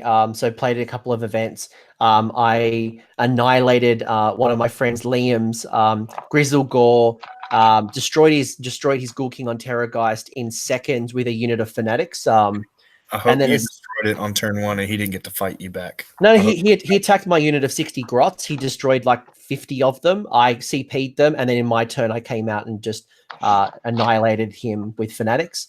And then I had a unit of deep striking eels hit me, a nice 6 unit of deepkin eels, embraced the charge, threw some fanatics out, and killed them. So while they didn't get to charge in my opponent's turn, they absorbed the electric shocks, like the once per battle shocks, and then dealt some serious damage in return. So funny story on them. It's too different. Like it's yeah, you can't charge in anybody's charge phase, but like equally as good how they are now.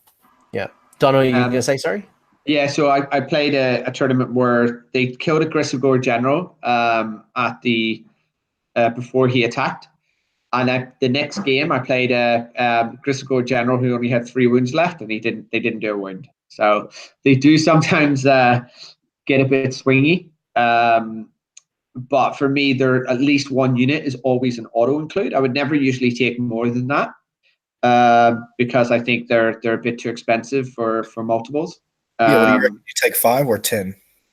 Do you build 5. Your list to take 10, or do you just put 5? Just 5. Yeah. I've seen, you guys are telling stories. I've seen 5 of them kill Nagash in one go.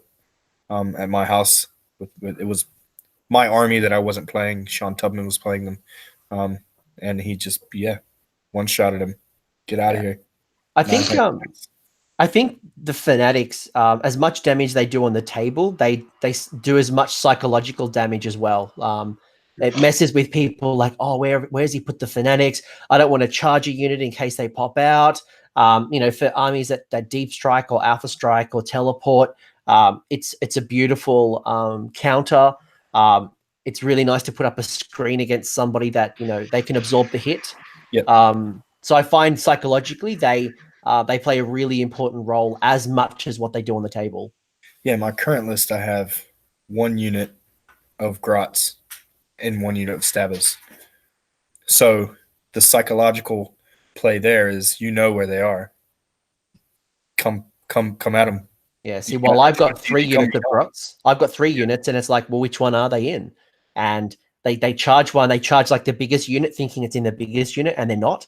And then they come out of a small unit that are probably hand of Gorked or maybe on a flank with multiple units of Stabbers, it'd be put them in the small unit because the big unit can hold its own. Like it can fight, it can grind. The small unit will be the unit that your opponent's going to pick on, but you keep your fanatics in there, and then now that unit is no longer 20 Stabbers. It's more like, I don't know, 35 or 40 Stabbers. The only consideration, though, is if the unit is destroyed, so that 20-man unit of Grots is destroyed, so is the fanatics. So you that's the risk that you play. Yeah, but now you can pull them out in the charge phase, but put them on the back side of your unit, opposite of where the enemy's coming. They kill you. Stab is cool, big deal. Now it's your turn. Now you can fight them with fanatics. Like you just lose your 20 stabbers that just happen to come back by the Loon Shrine as 10. So, Donal, anything else you'd add to this one?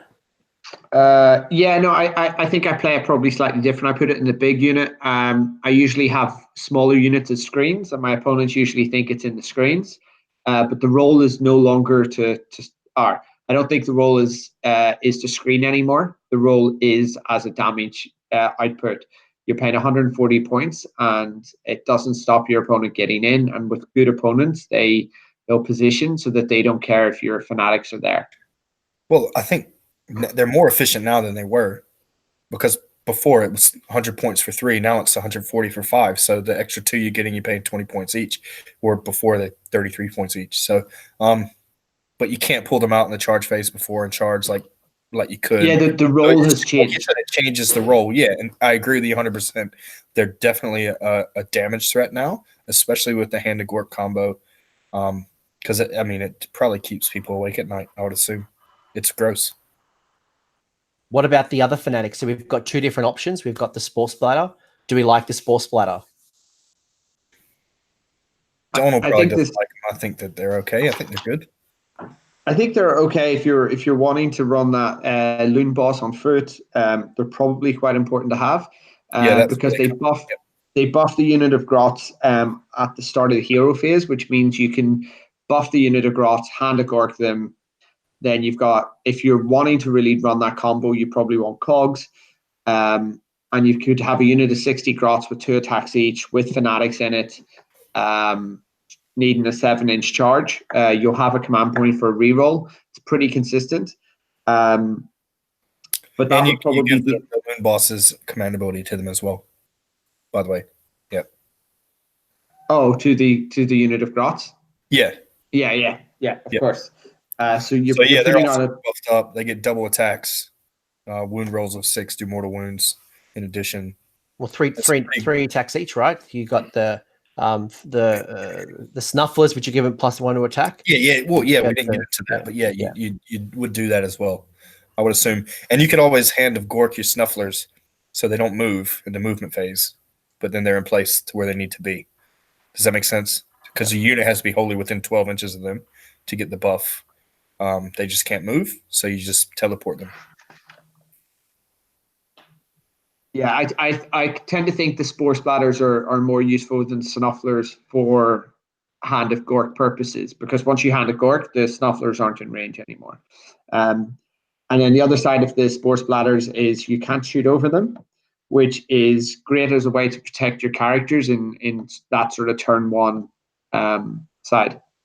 Yeah, I think it's like you brought up earlier. They're just 5 wounds that are going to die to a stiff breeze, but that's resource that your opponent has to allocate to killing that unit in order to get to your heroes, which you can then, you'll have the opportunity to move around and reposition if you need.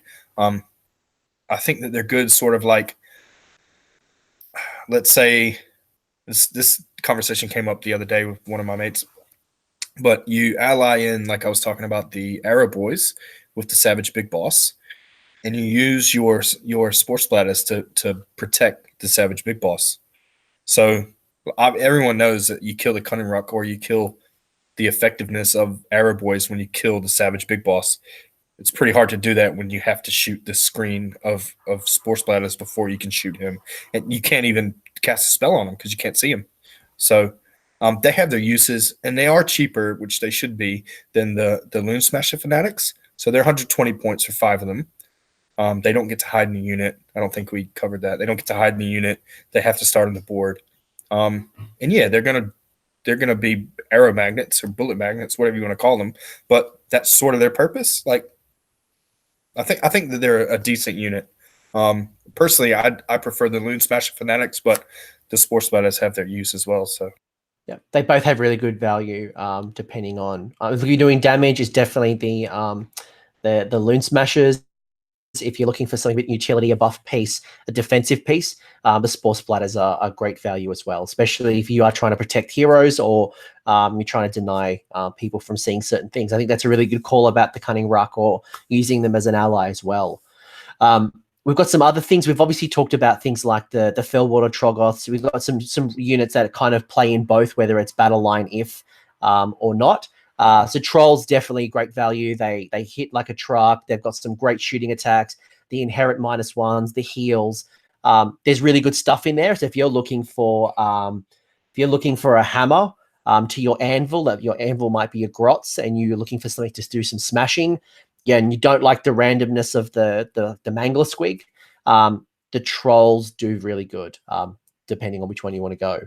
Yeah, I've got 6 Fellwaters at home that need rebasing, and then they'll be ready to go. I'm just waiting on the bases, that's all.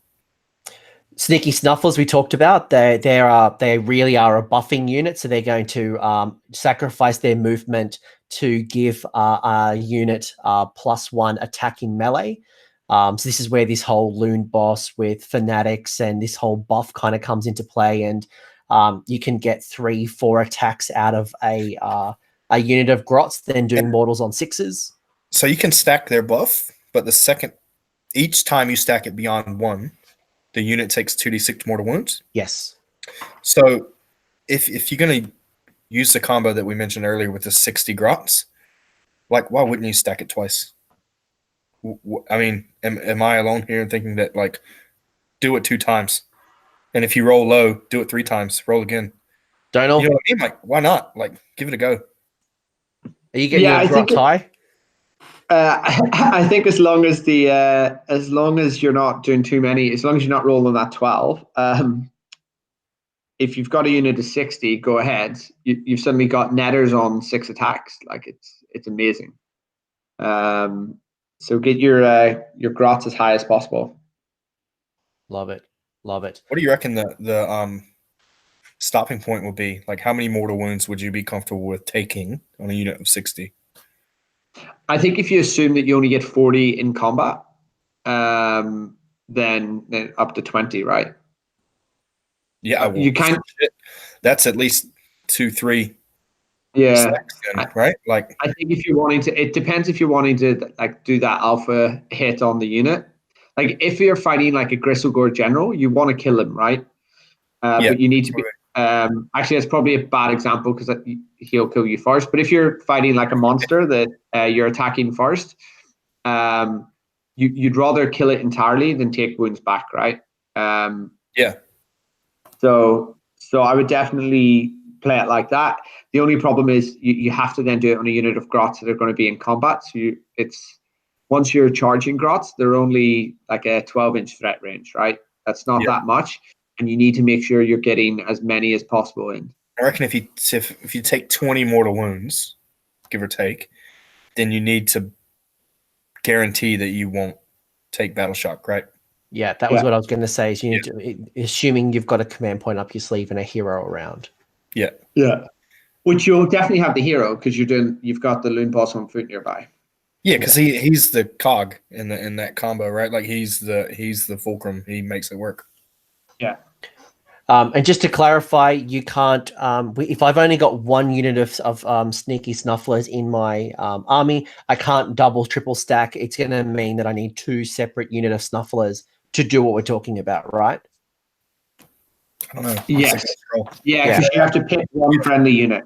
Yeah, so I would need 2 independent unit of sneaky snufflers to talk about this dealing mortal wounds to myself. But they're cheap. No, right? no. So you can have one unit that one sneaky snuffler can pick the unit multiple times.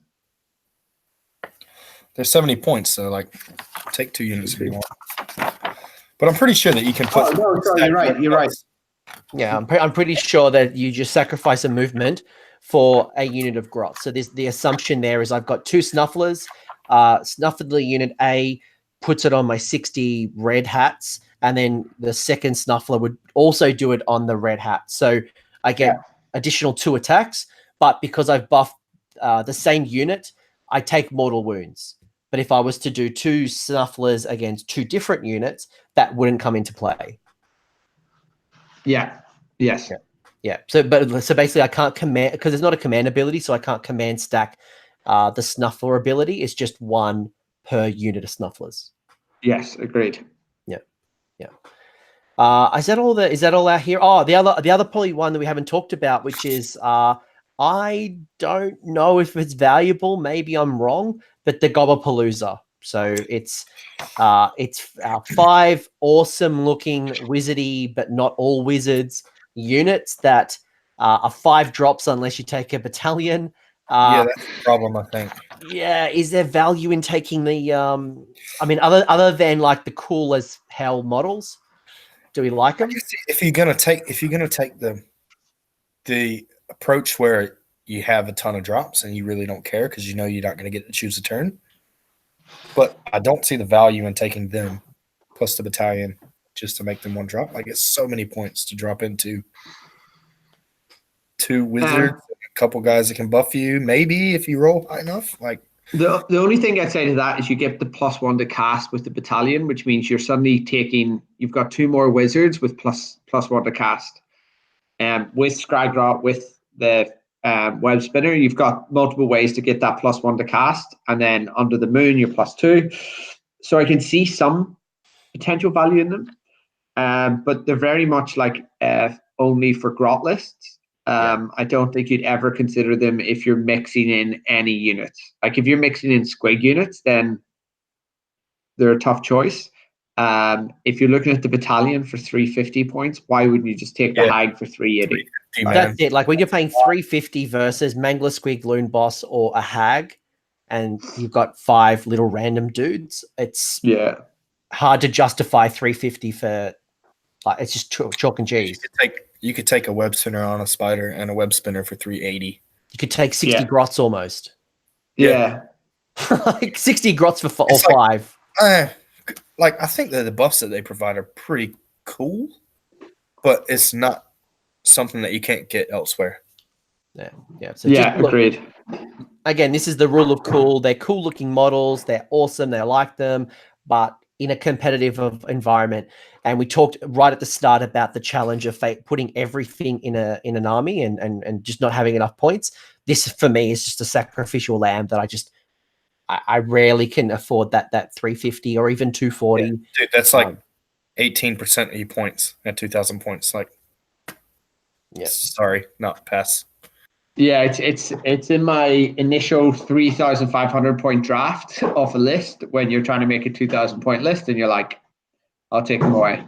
Yeah, it's like if this was a game of Survivor, you're the first person to be voted off the tribe. Sorry, there's no spot for you on this boat. You and Zarbag. That's all our units. Mollog first, then Zarbag, I think. All right, Mollog and Zarbag, the two underworld bands, can get on the first boat. It's a double elimination. That's all our units. Let's talk behemoths, or unless there's any other parting comments about our other units. Boingrots?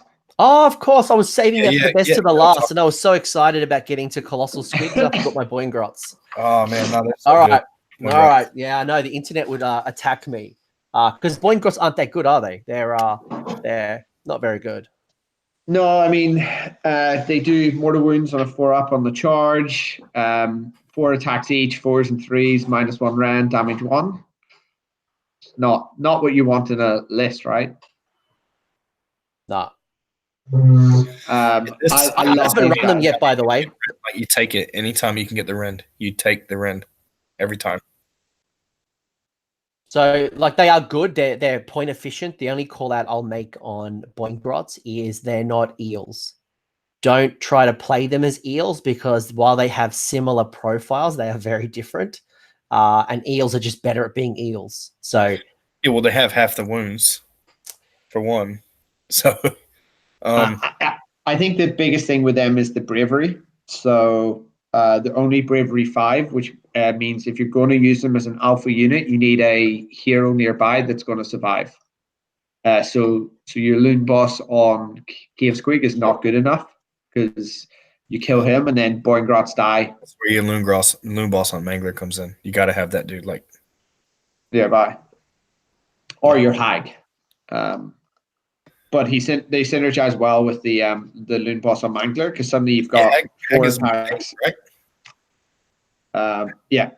Yeah, so she could keep up with them easy. Or hand. But with the Snuffler stacking their ability, you can have a unit of 15 with 90 attacks, which is pretty solid. 90? That's a 90. Yeah, 90.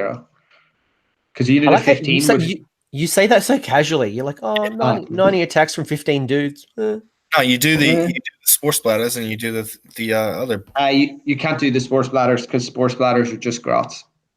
Sadly. So you got to double stack 2 units of Snufflers on them. Oh, I don't know if I double stack. Or just single stack. I think if you're doing 2d6 wounds on these guys, that's a scary biscuit time. Out of 15, you're going to kill 4? Yeah. But you're killing like 90 points if you're army. Yeah. Don't do that. That's pretty rough, eh? Yeah, the bravery is the one to watch out for. However, in turn, they have a 4+ armor save, so makes them really resilient. But you've got to be careful because that's expensive battle shock. They're so good, man, and I have a box of them at home.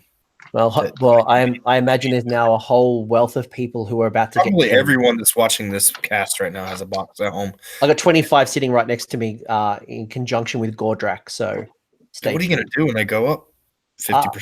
I'm hoping that the box is at least a General's Handbook 2020 kind of problem. No, I don't reckon that they'll go up. Like, I don't think they're out of control. They're not. I think people raged about them at the start, but my most competitive list builds don't include them. That was the point I was getting at. I have a box of them at home, and I can't get around to building them because I don't get them in my list. So yeah, I have a fun list too. I'm yet to run them. I had the weird preference of taking colossal squigs over them, and I'm sure we'll talk about that in behemoths. But I've faced them once, and my spiders are faster, so they didn't charge me, and I just grinded them, and they didn't. Yeah, they were C- in that game probably. The 2d6 move is the one that is either going to win or lose you the game. So I think if you're going to go down that route, as Donal said, you've got to get that hero to give them +3. You've got to have that spell to give them +3 move. You've got to be thinking about things like cogs. You've got to be thinking about ways to reduce the variable move. Yeah. And at that point, you're building your entire list around which is fine. Like, I think if you're building a list, if you're going to build a list around it, though, then you take 2 units of 10 or 3 units of 10. I don't actually like the 15 because I think they battle shock off. You don't get them all in anyway, etc. 3 units of 10. What do you take as your battle line? 3 units of 6 squeakheard. But if you take I feel like most so many points there. That's 600 points on non-battle line units. Like, yeah, that's a good. It's a good cluster, right? But a Death Star, but it's like that's a lot of points to sink into like one thing. Then you got to fit all that other stuff in that we just talked about. So now you come into the biggest downside of this army is like, where do I get? How do you get it all in? Where do I get points? Like, from what I've seen from people being successful with Boingrots, and they're taking the 15, the rationale is to increase those mortal wounds on the charge. So that's the rationale. You're going for that average 7 to 8 mortal wounds from that one off, and then hoping the mortal wounds do enough to keep them in combat. But you're right. Again, expensive battle shock, hard to get them all in. It's 300 points for 15. It's not them. It's the other things that you need to make them good. Not good. That's probably an understatement. Reliable. Things that you need to make them, like reliable movement and the buffs that they need, the synergy that you need to build them into what you want them to be. There's a lot of points that go into that, ancillary to what the unit costs. So that's why I haven't built mine, because I'm like, gosh, I was just want them there to do cool stuff. Like, I don't want to build my list around them. So I tend to use them actually as backfield damage, like Counter Strike. So I use my Mangler for the aggressive, like alpha distraction piece, and then I use these guys sort of sitting back and then counter charging when they need to. And the only time I want them to go forward is on like those hero missions where you want to try to jump into a hero. Because they can jump over walls and stuff.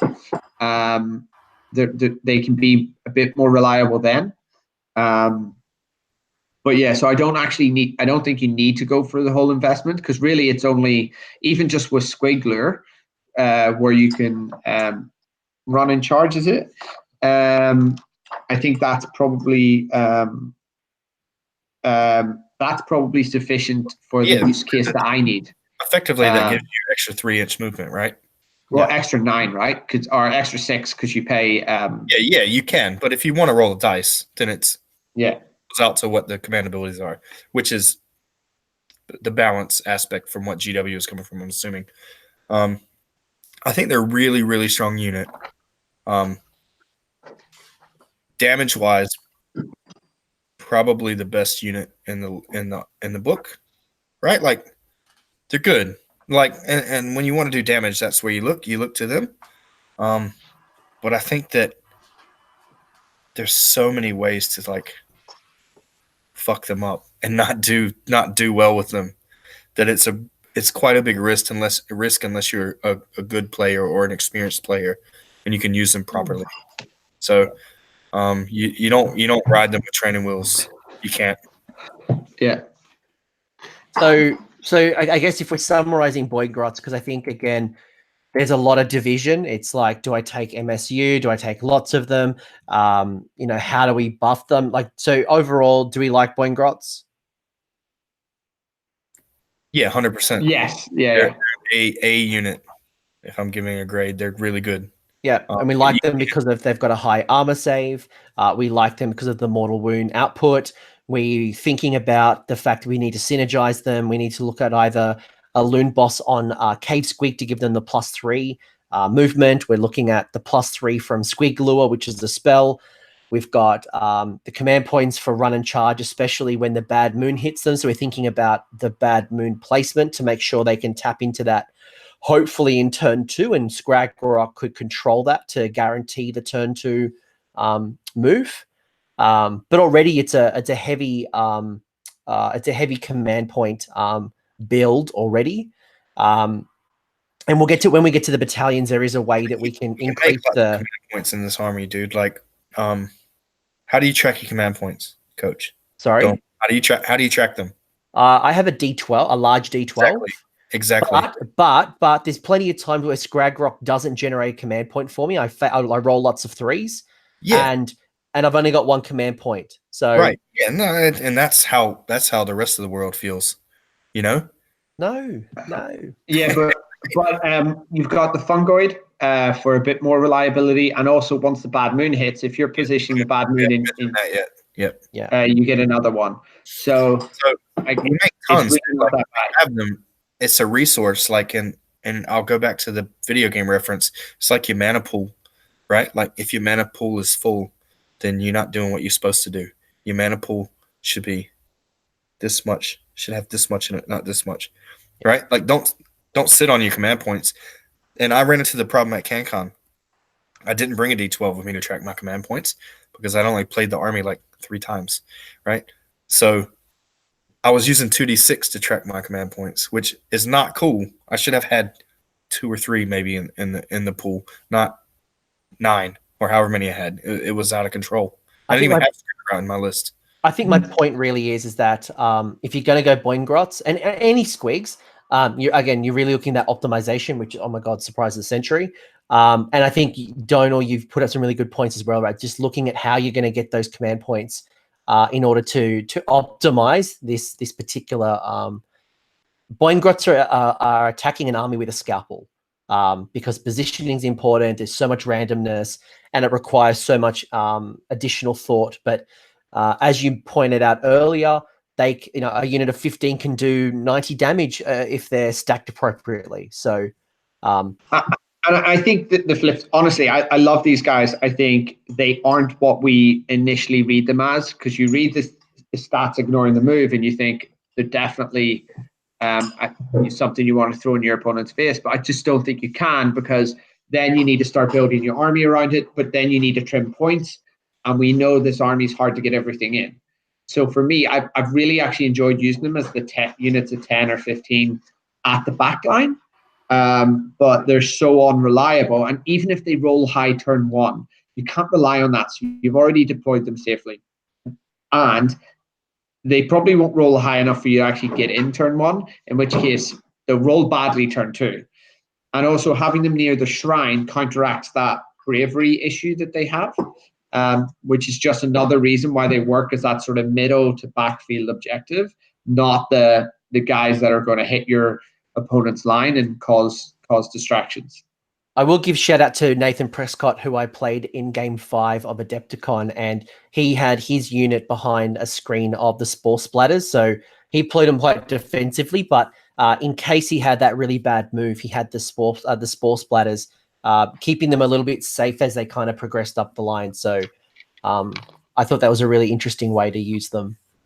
Yeah, I would definitely screen them with Grotz usually. And in fact, I lost a game versus Ben Savo, who had Conning Rock, just because I misplayed them and I put them slightly too far out, and he was able to block them out.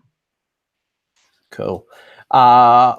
So we like Boingrots, just some considerations. Yeah, dude, they're hot garbage if they don't charge. Yes, and the 2d6 move definitely plays a part. Behemoths, we've got a couple of quick behemoth options. We've got the generic Gargant, we've got the Forge World Gargant, we've got the Mangler Squig without the Loonboss, we've got a Colossal Squig, we've got the Arachnarok, the Skittle Strand Arachnarok, we've got the Arachnarok with the War Party, Lots of behemoth choices. Only 4 choices. What do we like out of the behemoth choices? Colossal for sure. Yeah, he's a good boy. Any particular reason why? I'm a massive fan. I've got 2 behind me. Why do you like the colossal? Come on, Donal. Surprise us. So, I've been running him for a long time. I've only recently dropped him because of the Loonboss on Mangler, but 40 to 6 moves, amazing. -1 to hit, like we've already talked about the debuffs. He's got a little shooting attack, which is hilarious when it works.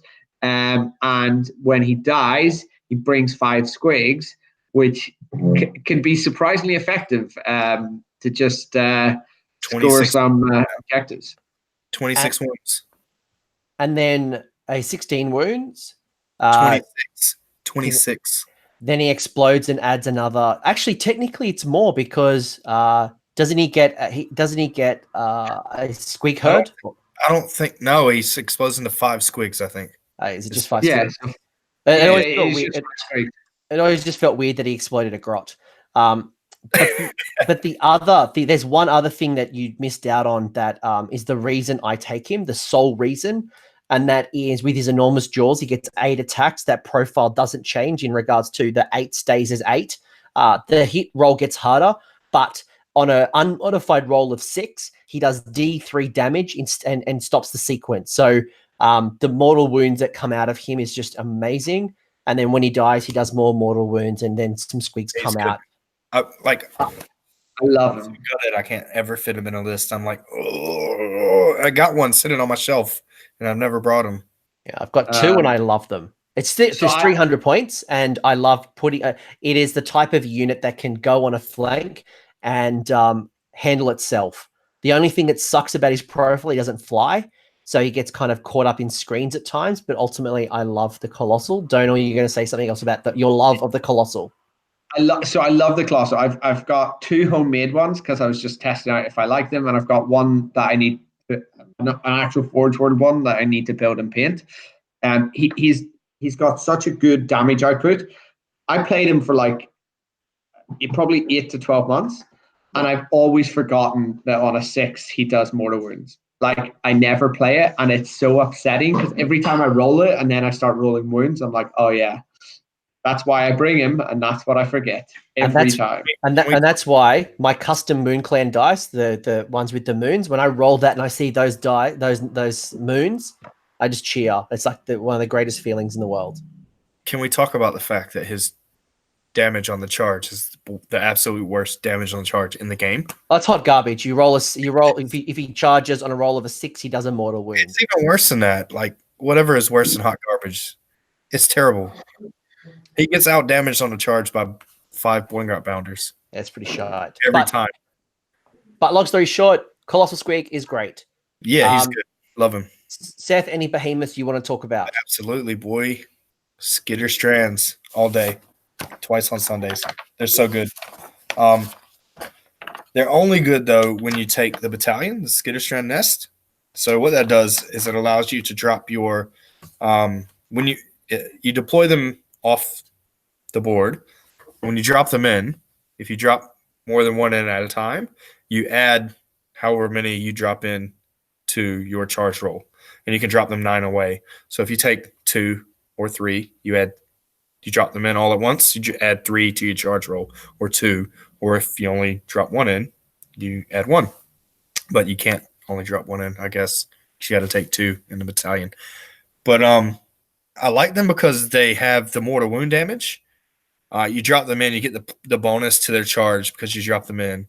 If you take cogs in your list, you get a bonus to that charge, or you get another bonus. So you could take 2 guys because let's say they're 240 points apiece, plus a battalion 110, 350. Drop them both in, have cogs. You +4 to charge on a 9-inch charge. So that's 5 inches. 2 big monsters. They're not as fighty as a lot of other monsters in the game, but they're 14 wounds. They have a 4-up save. They do mortal wounds. They can threaten the backfield. It's just, I love them. They're so good. Yeah. I got nothing else to say. That was great. Cool. All right. I think it's just like tick. The Mangler Squig. I'm a little bit funny on the Mangler Squig. It's 240 where you can take the boss as 300.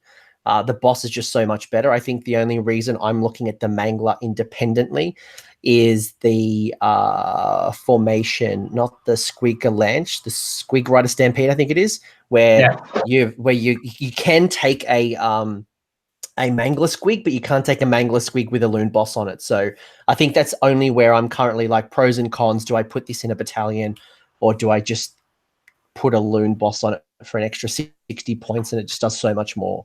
I think if you're looking at having a low drop list, which we find it tough to do, then that's probably the only occasion I do it.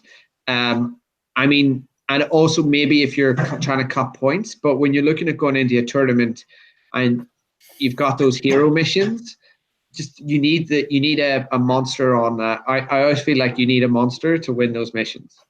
Having the CP up your sleeve and being able to add charges or re-roll charges and do it yourself versus relying on a hero. I don't know. Yeah, so that's one of the reasons I dropped the Colossal over the Loonboss on Mangler. Was I once rolled like 24 or something on 4 dice. It was amazing.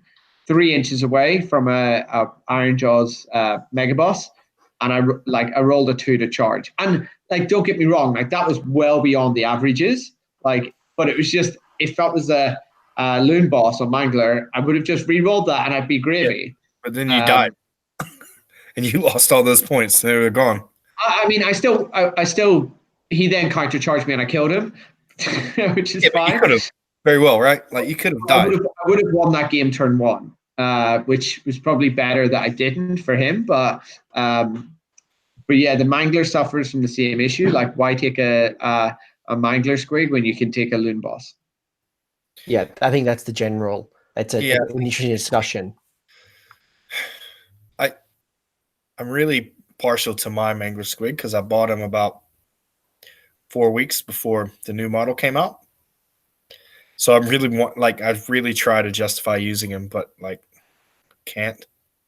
Sucks. It's the worst because I live in New Zealand, so Mangler Squig from Forge World. No, he's not Forge World. No, it was a fine cast one, the old one. Yeah, he's not cheap. He's about $130 here, something like that. So now become plastic. So yeah. Yeah, and he's obsolete, the one I have, and I want to use him, but I'm just gonna rebase mine and put it on the larger base and run it as so my Loonboss will be the new kit, the old kit will be it won't be a thing though to convert him up. Even though mine is painted, it won't be a thing to convert him up to be a Loonboss. Like that's not hard. Just put a dude on there. Really, right? Yeah, I think it's not too bad. I think as you said though, in terms of the actual the War Scroll, it's got decent damage, but why wouldn't you spend 60 points and you get so much more reliability? Even just getting that +2 to +1 to wound with the command ability makes the whole thing worth it. Yeah, perfect. There are other hero choices. I think we could go on forever. You've got the Forge World Giant. There's so much, but I think we've kind of given everyone a bit of a taste on the behemoths. We've got a couple of allies. I think I know what you guys are going to say here. So the ally pool we have is Bone Splitters, Git Mob, and Greenskins. Do you guys dip in your ally pools, or why would you maybe dip into your ally pool? I mean, we have touched on this a little bit. So I'll speak because first, I don't actually. I kind of look at allies as like, okay, I think once I want to bring in shooting back into the list, I think that's when I'll do it. Seth mentioned, and he can talk about it later, the Arrow Boys and Savage Boss, Big Boss, because actually I think that's something that really has legs. Otherwise, the one that always gets love and traction in the Gloomspite chat is having 60 Git Mob Grots with the Shaman. But given that the Git Mob Shaman suffers from the bad moon, I'd be actually really tempted with this Big Boss idea. So I'm going to let Seth take that away. Yeah, so I used to be a proponent of the Git Mob dudes and the Git Mob Shaman, but their whole gimmick relies on one guy casting a spell with no rerolls, no bonuses, innately. Like you need arcane, right? On a 7. Yeah, on a 7, and not being unbound. Like, yeah, cool. You look at it on paper, it sounds great. Like +1 to hit, right, and -1 rend. Like that sounds really good when you're hitting on 4s and winning on 3s or whatever, and you -1 rend, you got 60 shots. But the likelihood that it goes off is fairly low. Like, well, it's quick maths in my head. It's probably about 30% chance that you get it off, like maybe even less. So you can fit 20 Arrow Boys and a Savage Big Boss in your list. And yeah, once you lose one guy, you go from 3 shots to 2 shots on the Arrow Boys, and you don't get your paint save. Like you lose a lot of efficiency from them when you bring them as allies and only at 20 instead of 30. However, if you're looking for shooting, if that's what you want, and that's the only reason I think that we would ever ally anyone into this army would be for shooting. Like we have everything else that you could need except good shooting. Shooters, I think, are okay, but I think that they're okay because of their utility, not because of their shooting damage. Like the shooting damage, like we spoke about, is not good.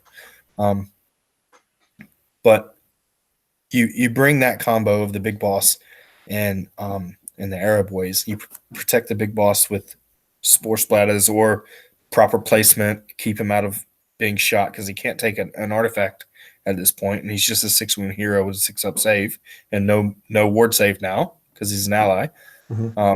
You have to put points in protecting him, but as a backfield objective holder with a damage threat, I can't really think of much else. But I don't know if you want to spend 400 points on that. It's got legs, but that's really the only combination of allies that I could think of that you would need in this army because we have everything. Yeah, if I was going to dip into my ally pool, I'd probably sacrifice the Gloomspite and go hard. I think I don't think there's enough points in the ally pool to make it worthwhile. And I think if I'm going to bring something in, I'm probably more likely to bring something sexy in, like a big Dreadmore or something that is probably sitting more outside of my pool of points. So for me, allies probably off the table. But one unit we haven't talked about that I really like is the Squig Gobber, which is another Forge World special. It's a shooter.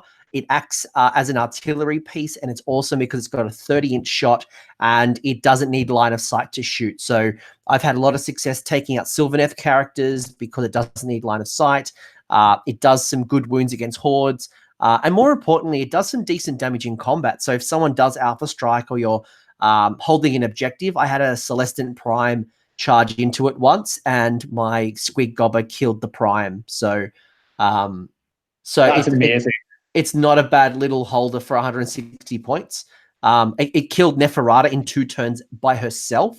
So the Gobber, 2 rounds of shooting, killed Neferata. So if I'm going for shooting, that's the kind of shooting I'm going for. I just feel like you rolled really well. Against Neferata, I did. But against Neferata, I think I did like 7 damage a turn, and she's 11 wins. Yeah, so he couldn't believe it. Like considering Neferata's got minuses to hit as well, so maybe that was lucky. Maybe that's just I don't know, but skill.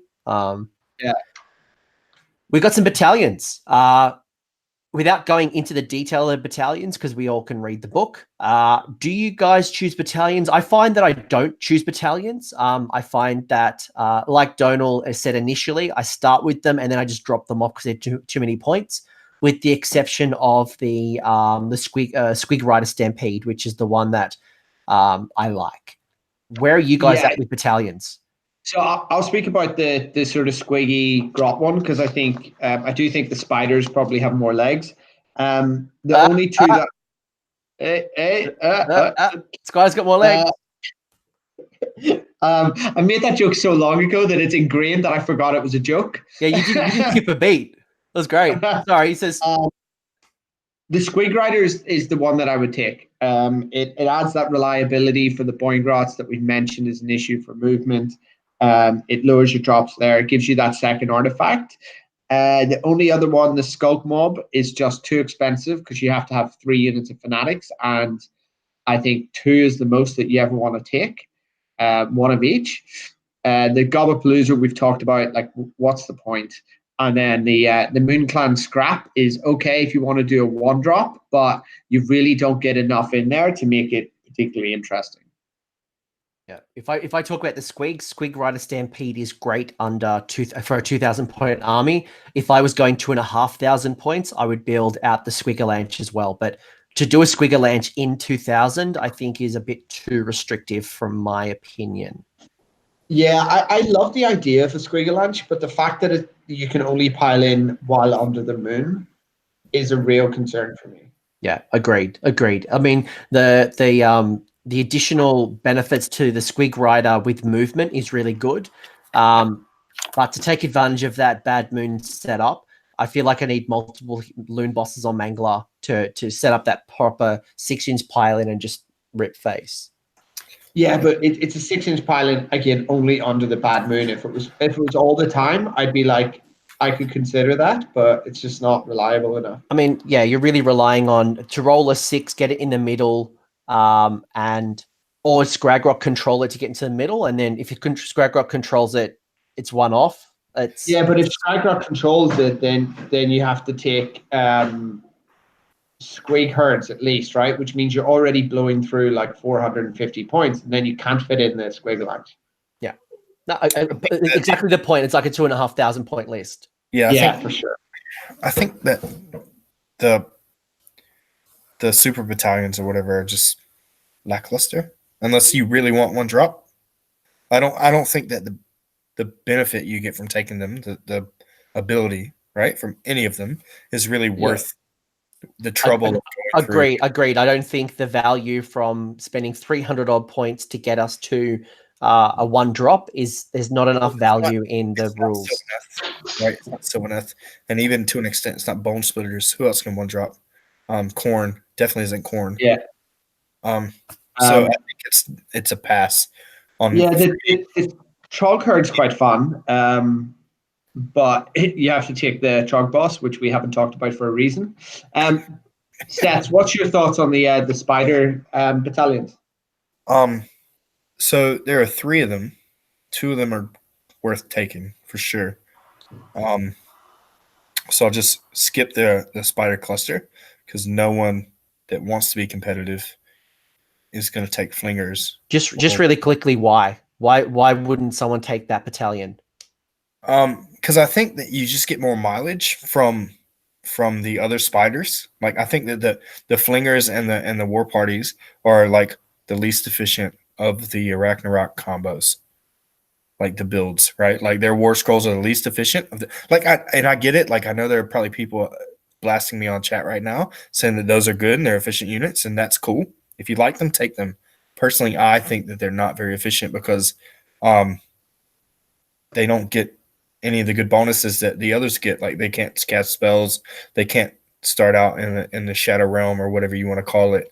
It's just a spider with grots on it. You put it on the board, it's shot off the board, and it hits on 5s and 5s outside of its fangs and legs. But anyway, moving along onto the Skitter Swarm, which is what I'm going to put into my next list, which is 0 to 1 Scuttle Boss on Gigantic Spider and 3+ units of Spider Riders, right? So you take those and you pay 110 points for it, and everything in the battalion gets +2 to their movement. So your spiders now go from 10-inch move to 12-inch move. And your boss, if you have one, goes from 8 to 10. And it's more move is always good, right? Especially when you can basically fly. It's always good to set you up to harass. And you're going to use your riders, your light cavalry, as flanking harassment units. Like they're not going to run up and punch someone in the face. That's not their job. So that's a really good battalion. The one I really like, though, is Skitterstrand Nest. And that's 2 to 3 Skitterstrand Arachnaroks. And that's it. So they're 240 points apiece. The battalion is 110. And what it does is it allows you to add 1 to charge rolls for models in this battalion for each model from the battalion that was set up in the same turn. So if you bring your dudes off the side of the board onto the board at the same time. Like I spoke about earlier, you get +1 for every one that you put on. And I think that it really has legs in a mixed list where you can put those dudes out and they can be their own sort of alpha, right? You probably need cogs, so you get a 5-inch charge. But if you fail a 5-inch charge with a 14 wound model with a 4-up save, you in the backfield, you're probably not sweating too hard, right? Like, it's pretty good. I took it at CanCon, and I was deeply disappointed in it in some games, and I was like very proud of it in other games. So it's hit or miss, right? Like, you put those dudes out there, you got a 5-inch charge. Sometimes you're going to fail that 5-inch charge. You're not going to have a reroll. So, I think that spiders don't have the utility that grots have, and they don't have the damage, I don't think, that squigs have. So if you're going to build spiders, I think that you need to take a battalion so you get that extra bonus to, like, you know what I mean? Like, it gives you one more thing, and you pay 110 points. So it's not that big of a expenditure. Like, you spend 110 points, you get something.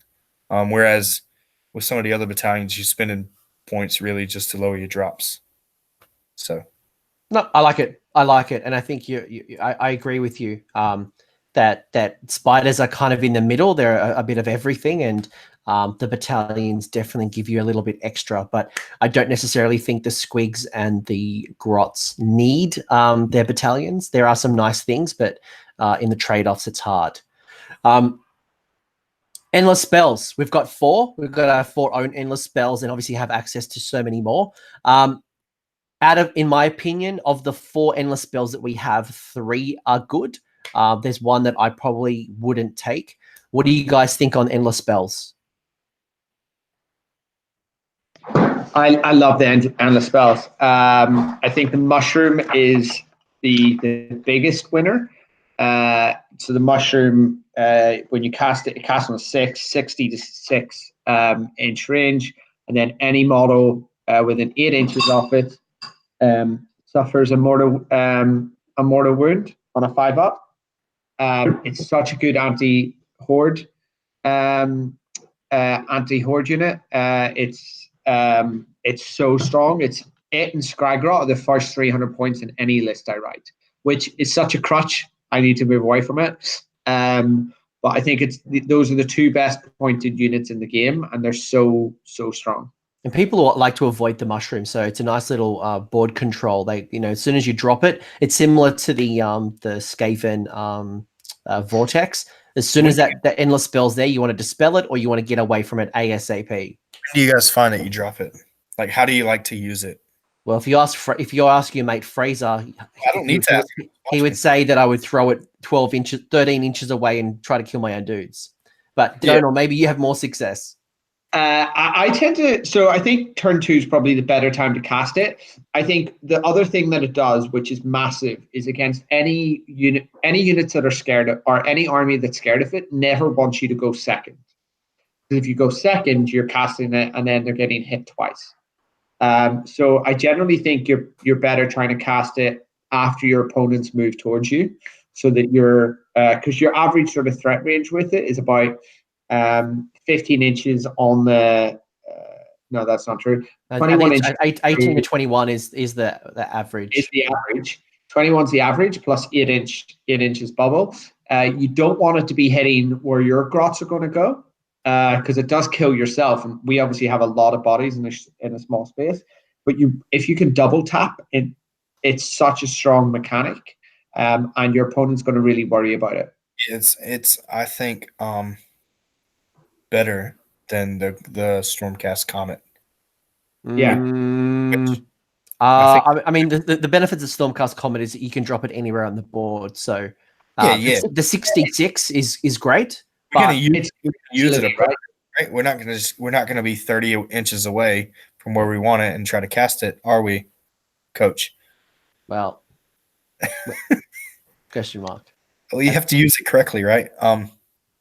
No, but it's the randomness that I always get concerned about. So it's part of the gig, right? Like it is. But when you're talking Stormcast Comet, you've got a guaranteed. You see a block of heroes.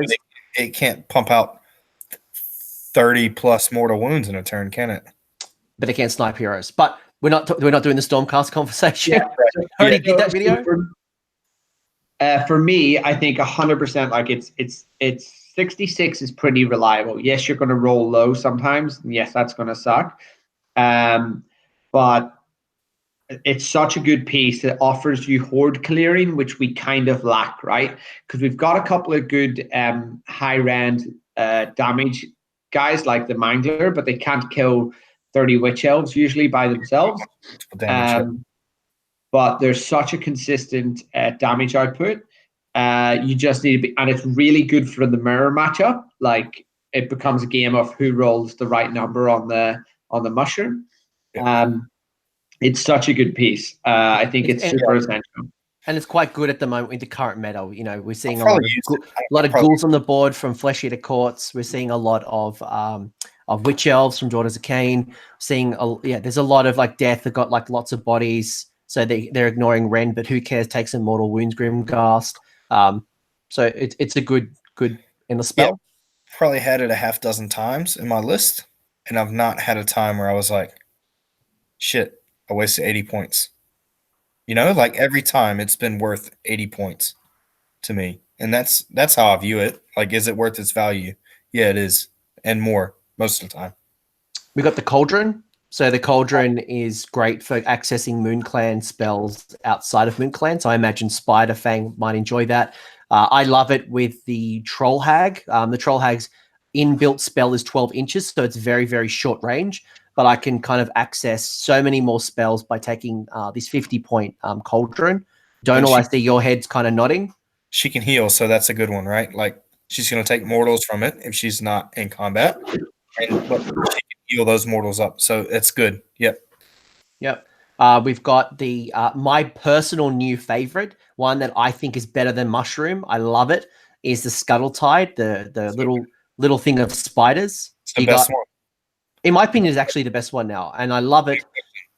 Seth, why? Why is it great? It has no range. The only downside of it is that it casts on 7. That's the downside. Has no range. It casts. You have to cast it wholly within 6 inches of a piece of terrain, right? So you cast it wherever the hell you want on the board, wholly within 6. And it can do damage 3 times in a turn. 3 times.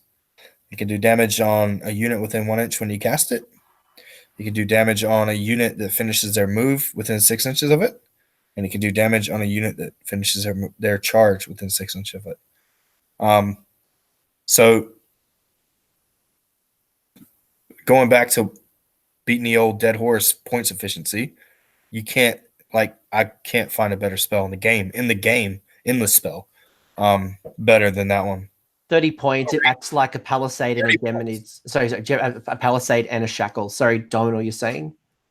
I mean, I'm repeating that. I think it's the fact that it's infinite range. It means you're against the Savage Orc Big Boss who's hiding behind terrain. Cool. He's gonna need to start moving away. Especially, it's just such a good threat piece when you've got other bits on the field. So if you've got Geminids, etc., if that's sitting beside other characters and your opponent loses the roll off or chooses to go second, it needs to move that away before other things, right? It's such a good threat piece. I love using it in turn 1 where because often I find my opponents give me first turn. They want me to run their grots up the board. Or even going into the double, I like to cast that spell and block off somebody's deployment zone as well. So a lot of different options, and the fact that you can put it anywhere on the board is sensational.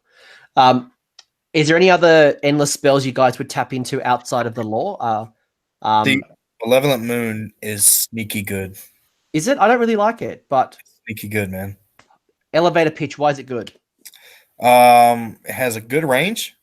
Like, I think, quoting off the top of my head, 12 inch, wholly within 12, can move 12. Within 9 of where it ends up, the wizard is neg 1 to cast. Within 3 of where it ends up, the wizard is neg 2 to cast.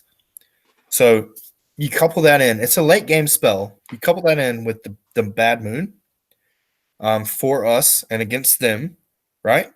If we get arcane, if we got Scragrot, like you can get yourself up to like the difference in casting and unbinding can be 6, right? It's just, I mean, if you're in a casting heavy meta, it's a good spell. It doesn't affect your Gloomspite wizards. So, and it does D3 mortal wounds on anybody it flies over on a 2+. So, like, it's Geminids without the debuffs, but with magic debuffs. Like, it's, I don't know, it's good. All right, I'll accept it. I'll accept it. I'm not a big fan of it. I think there are other spells that I would take, but I think it's okay. All right, I'll let you. It depends on your meta, right? Like, if you play death every day of your life, like, take it. Take that and the mushroom. What good is a cauldron? Or what good is, like. All right, well, it sounds like there are 4 good options for us. If I think of the other endless spells that are built in, so I think of like what I would take maybe outside of just in generic malign sorcery. I'm thinking Cogs is good for the not only the movement benefits, but I like to rewind time with Scragrok and get additional benefits to him. Geminids obviously is great for us. What else? I think the Baelwyn is good with Scragrot, personally. Give him 1 to save. Give him extra. I think it always comes down to what can you actually do in your list. But yeah, for me, Geminids is that number 1 choice. Like in any list, it synergizes so well with the rest of the list, right? There's a couple of other ones that I've tried out in the past which have worked okay. I've tried the Burning Head to give myself reroll 1s, especially for the Colossal and the Mangler, as well as Life Swarm to kind of heal up some of those big boys. So a couple of different options. Yeah, I think what's that now? 8 or 10 that we've said. So there's a lot. Goes back to our original point is that we've got too many options and it's hard to kind of narrow down. So really think about the way you want to build this list. Yeah. I think we're rapid fire round. We're probably getting close to 3 hours, and I'm sure Donal, I don't know how he hasn't fallen asleep yet, considering he got up at 5:30. So big respects for you, and Seth, I'm sure you got dinner at some stage. Yeah. Sure. Rapid fire round. Let's go through some of these other ones. Command traits. Any command traits stand out for you? Oh, shit. Yeah. Well, I play spiders, so obviously there are some. I'll flip. I'll do mine because there's only one that I take, which is Fight Another Day for the Loonboss. But the problem is I always take Scragrot, so I don't get to use it. But that's the main one I'd consider taking. Yep. The Clammy Hand for me is another one. So I struggle because Scragrok is always my general, but the Clammy Hand which is a Loonboss one, allows you to use the scenery rules 2 times. So if you were doing like an MSU grot list, that could be useful, but again, or the Sculpt Mob Horde list, where you want that unit of 60 to come back. That's another option. Yeah. So for me, it'd be Monstrous Mount. So you double the number of mortal wounds, and you put that on your Scuttle Boss. That's how you get the super combo with the mortal wounds. Or I think another good one would be perhaps tough and leathery. If you're gonna have a web spinner and a Ragnarok, as you generally give him +2 to his wounds, so he's 16 wounds now. Big hefty boy. Cool. Yeah, those are mine. If I was a Trog, I'd probably go either for Tough as Rocks, which gives me +2 to the wound characteristics, or Loon Skin, which allows me to take access to the Bad Moon wherever it is on the battlefield. So I just basically continue gaining that ability. Yeah, it's pretty good in that second one. If I was a Trog boss. Any artifacts that really stand out for you guys? So I know from like endless spell from malign sorcery, things that are very common for us would be Griff Feather Charm, Sword of Judgment, Ignax Scales, Ethereal Amulet are quite popular within us. But yeah, those are sort of universal, though, aren't they? Yeah. I think that I don't go too far out of the book when I look for my artifacts. Like, because I take my spider ones, right? Like, I take the totem of the spider god on my Arachnarok, my shaman. What that does is it gives him a 12-inch bubble.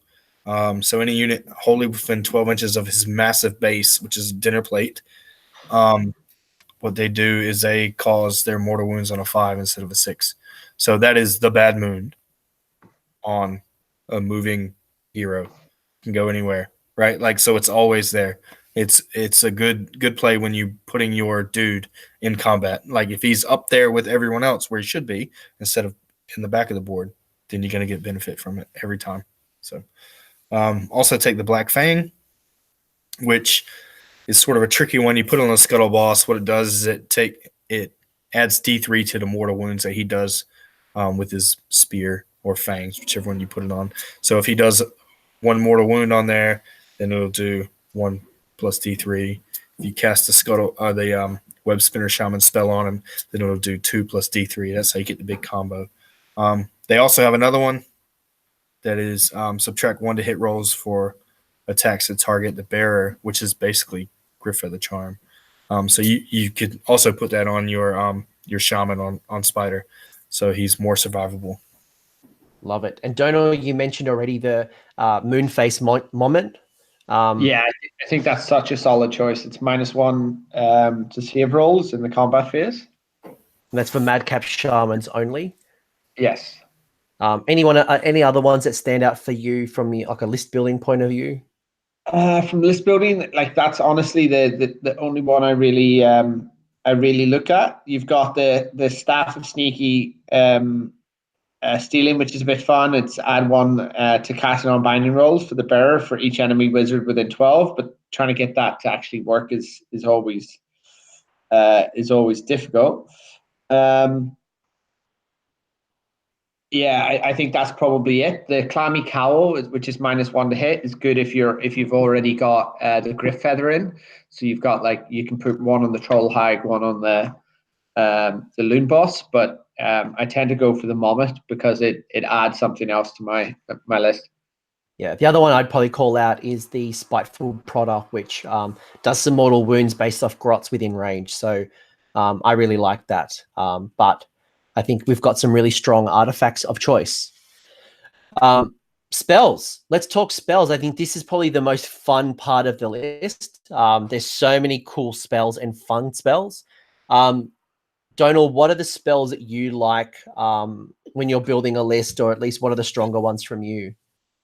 Yeah, so I think my order is Hand of Gork #1, Green Spellspite for D6 mortal wounds, and Itchy Nuisance in the current meta where we've got Feck in there.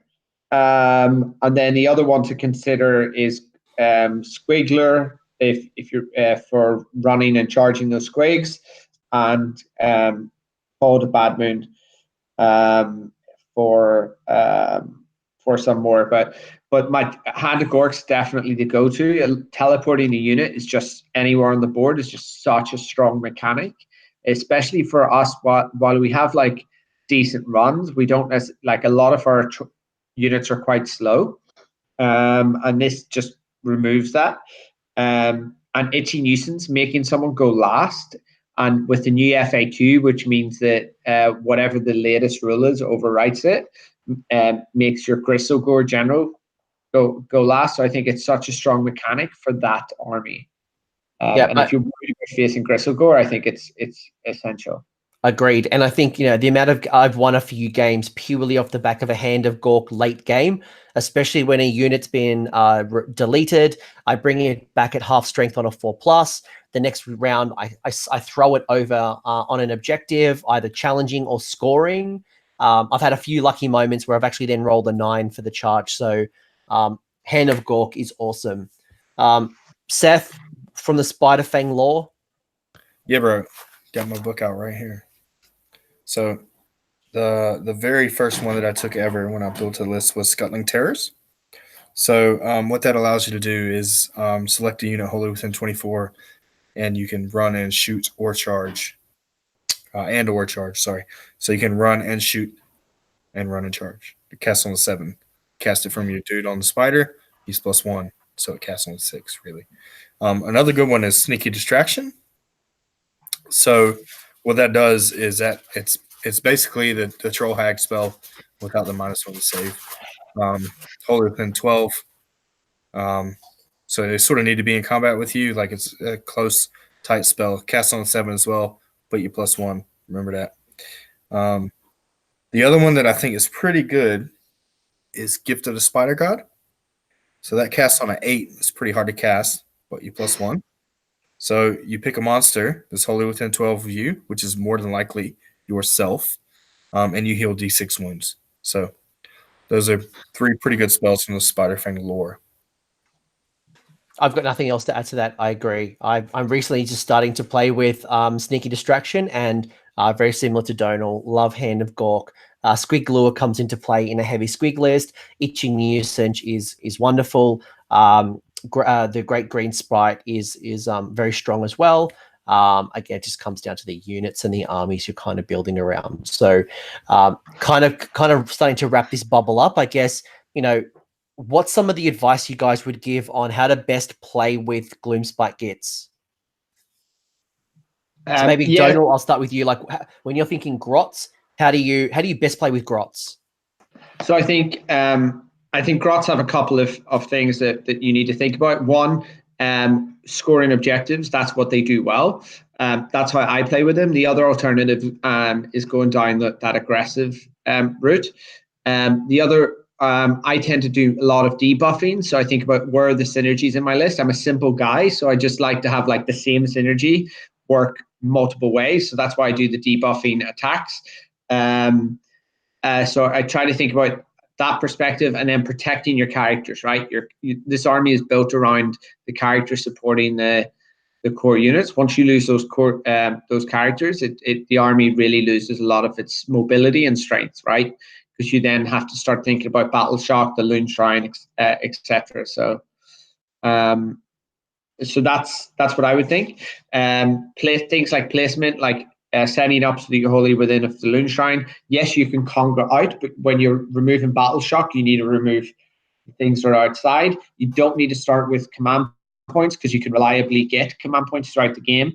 And I think this army is no longer as worried about Battle Shock as it used to be. It used to be a very command points just used to be used for Battle Shock for destruction. It's not the case for Gitz anymore.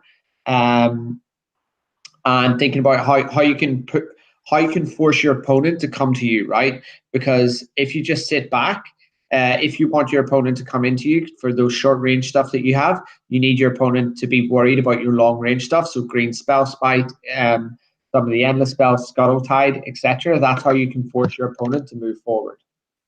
Love it. And Seth, from a spider point of view, when I'm how do I best play with spiders? So the best thing to do with spiders, which I learned while I was playing CanCon, is to be patient. That's what it's about. Like, if you're playing spiders, you like cavalry, right? And you're like medium monsters. The real superstar you have in your list is the web spinner on the Ragnarok. Everyone else is sort of his plaything. So hit the flanks, be patient, don't rush forward, let the game unfold, score objectives, and then win in the late game. And it's really difficult for a newer player to do, because what you want to do is you want to move forward, you want to roll dice, right? Like you want to fight things and you want to take models off. You can't do that with light cavalry. I don't know if really many other armies in the game that have a real light cav heavy list. Like, name another army. It's probably maybe one or two where you put 40 light cav on the board in one game. Like there's not many. So it's a real different play style. Be patient, spread out, hit the flanks, and let the game develop. That's the advice for Spider-Fang. If I was to give the advice from a squig player, I think I probably identify most as a squig player first and foremost. I think it's embracing the randomness. Your best laid plans are not going to happen. So you need to really be thinking about what is the worst case scenario if I don't achieve this goal. if I don't roll that 4d6 or 3d6 and make that charge. When I'm looking at my 2d6, I need to be thinking not about the 12. I need to be thinking about the 4 to 7. So really planning that through. Squigs are wonderful. They're lots of fun. But if you are looking for a consistent army, this is not the place to be. And really remembering that you want to set up with the you want to set up as a wave. I see my squigs as a wave. I try to hit my Loonboss Mangler and my Colossal at the same time. So look for that synergy. The last question I have before we wrap up is, what's that one piece of advice you give a new player, Seth? What's the one last piece? You're talking to a new little person. He's like, little Seth, I've just bought some spiders. What do I do? Learn from your losses. You're not going to win every game. You're going to lose a lot of games. Every time you lose, you learn more than when you win. It's very Yoda on Star Wars Day. Yeah, mate. And Donal, what's that little piece of advice? That little snotling who's aspiring to be a grot. You got to unmute yourself. Yeah. Yeah, sorry, I was double clicking. I would say enjoy your games. Grots are the best. So just practice, figure out what play style works for you. We have so much flexibility here. So whether that play style is that debuffing, the squigs, and embrace the randomness, the speed, the harassing of the spiders, there's or Troggos if you want like low model count. There's something for everyone. Just figure out what play style you like to play and build your list accordingly. Great. Perfect. And I've summarized, embrace the randomness for squigs. Seth, if people want to find you, where can they find you? You're on the Twitterverse. Yep, I'm on Twitter. I am at 1 Sneaky Stabba on Twitter. Or you could search me, I guess, Goonboss Seth. That's me. And Donal? So I'm at Wargamer Donal on Twitter, or search me as Loon King Donal. Awesome. I'll put them both in the channel description so people can find you guys. Thank you very much. This has gone for almost 3 hours. I think incredible value. I think everyone's going to enjoy it. I can't wait to see all the new Squig armies and Gloomspite armies off the back of Loom Curse, as well as this great video. Any comments or feedback, any things that you guys have picked up from your armies, put them in the comment section below. Otherwise, Donal, Seth, thank you for your time and all your wisdom. Best of luck at the next events, and let's start to actually podiuming. I reckon it's time to take out some of those cheesemongers and show why Gitz are best. Yeah, man. Yeah. Thanks for your time, Anthony. See you guys. See you, Coach. See you, Donal. Adios, Pete.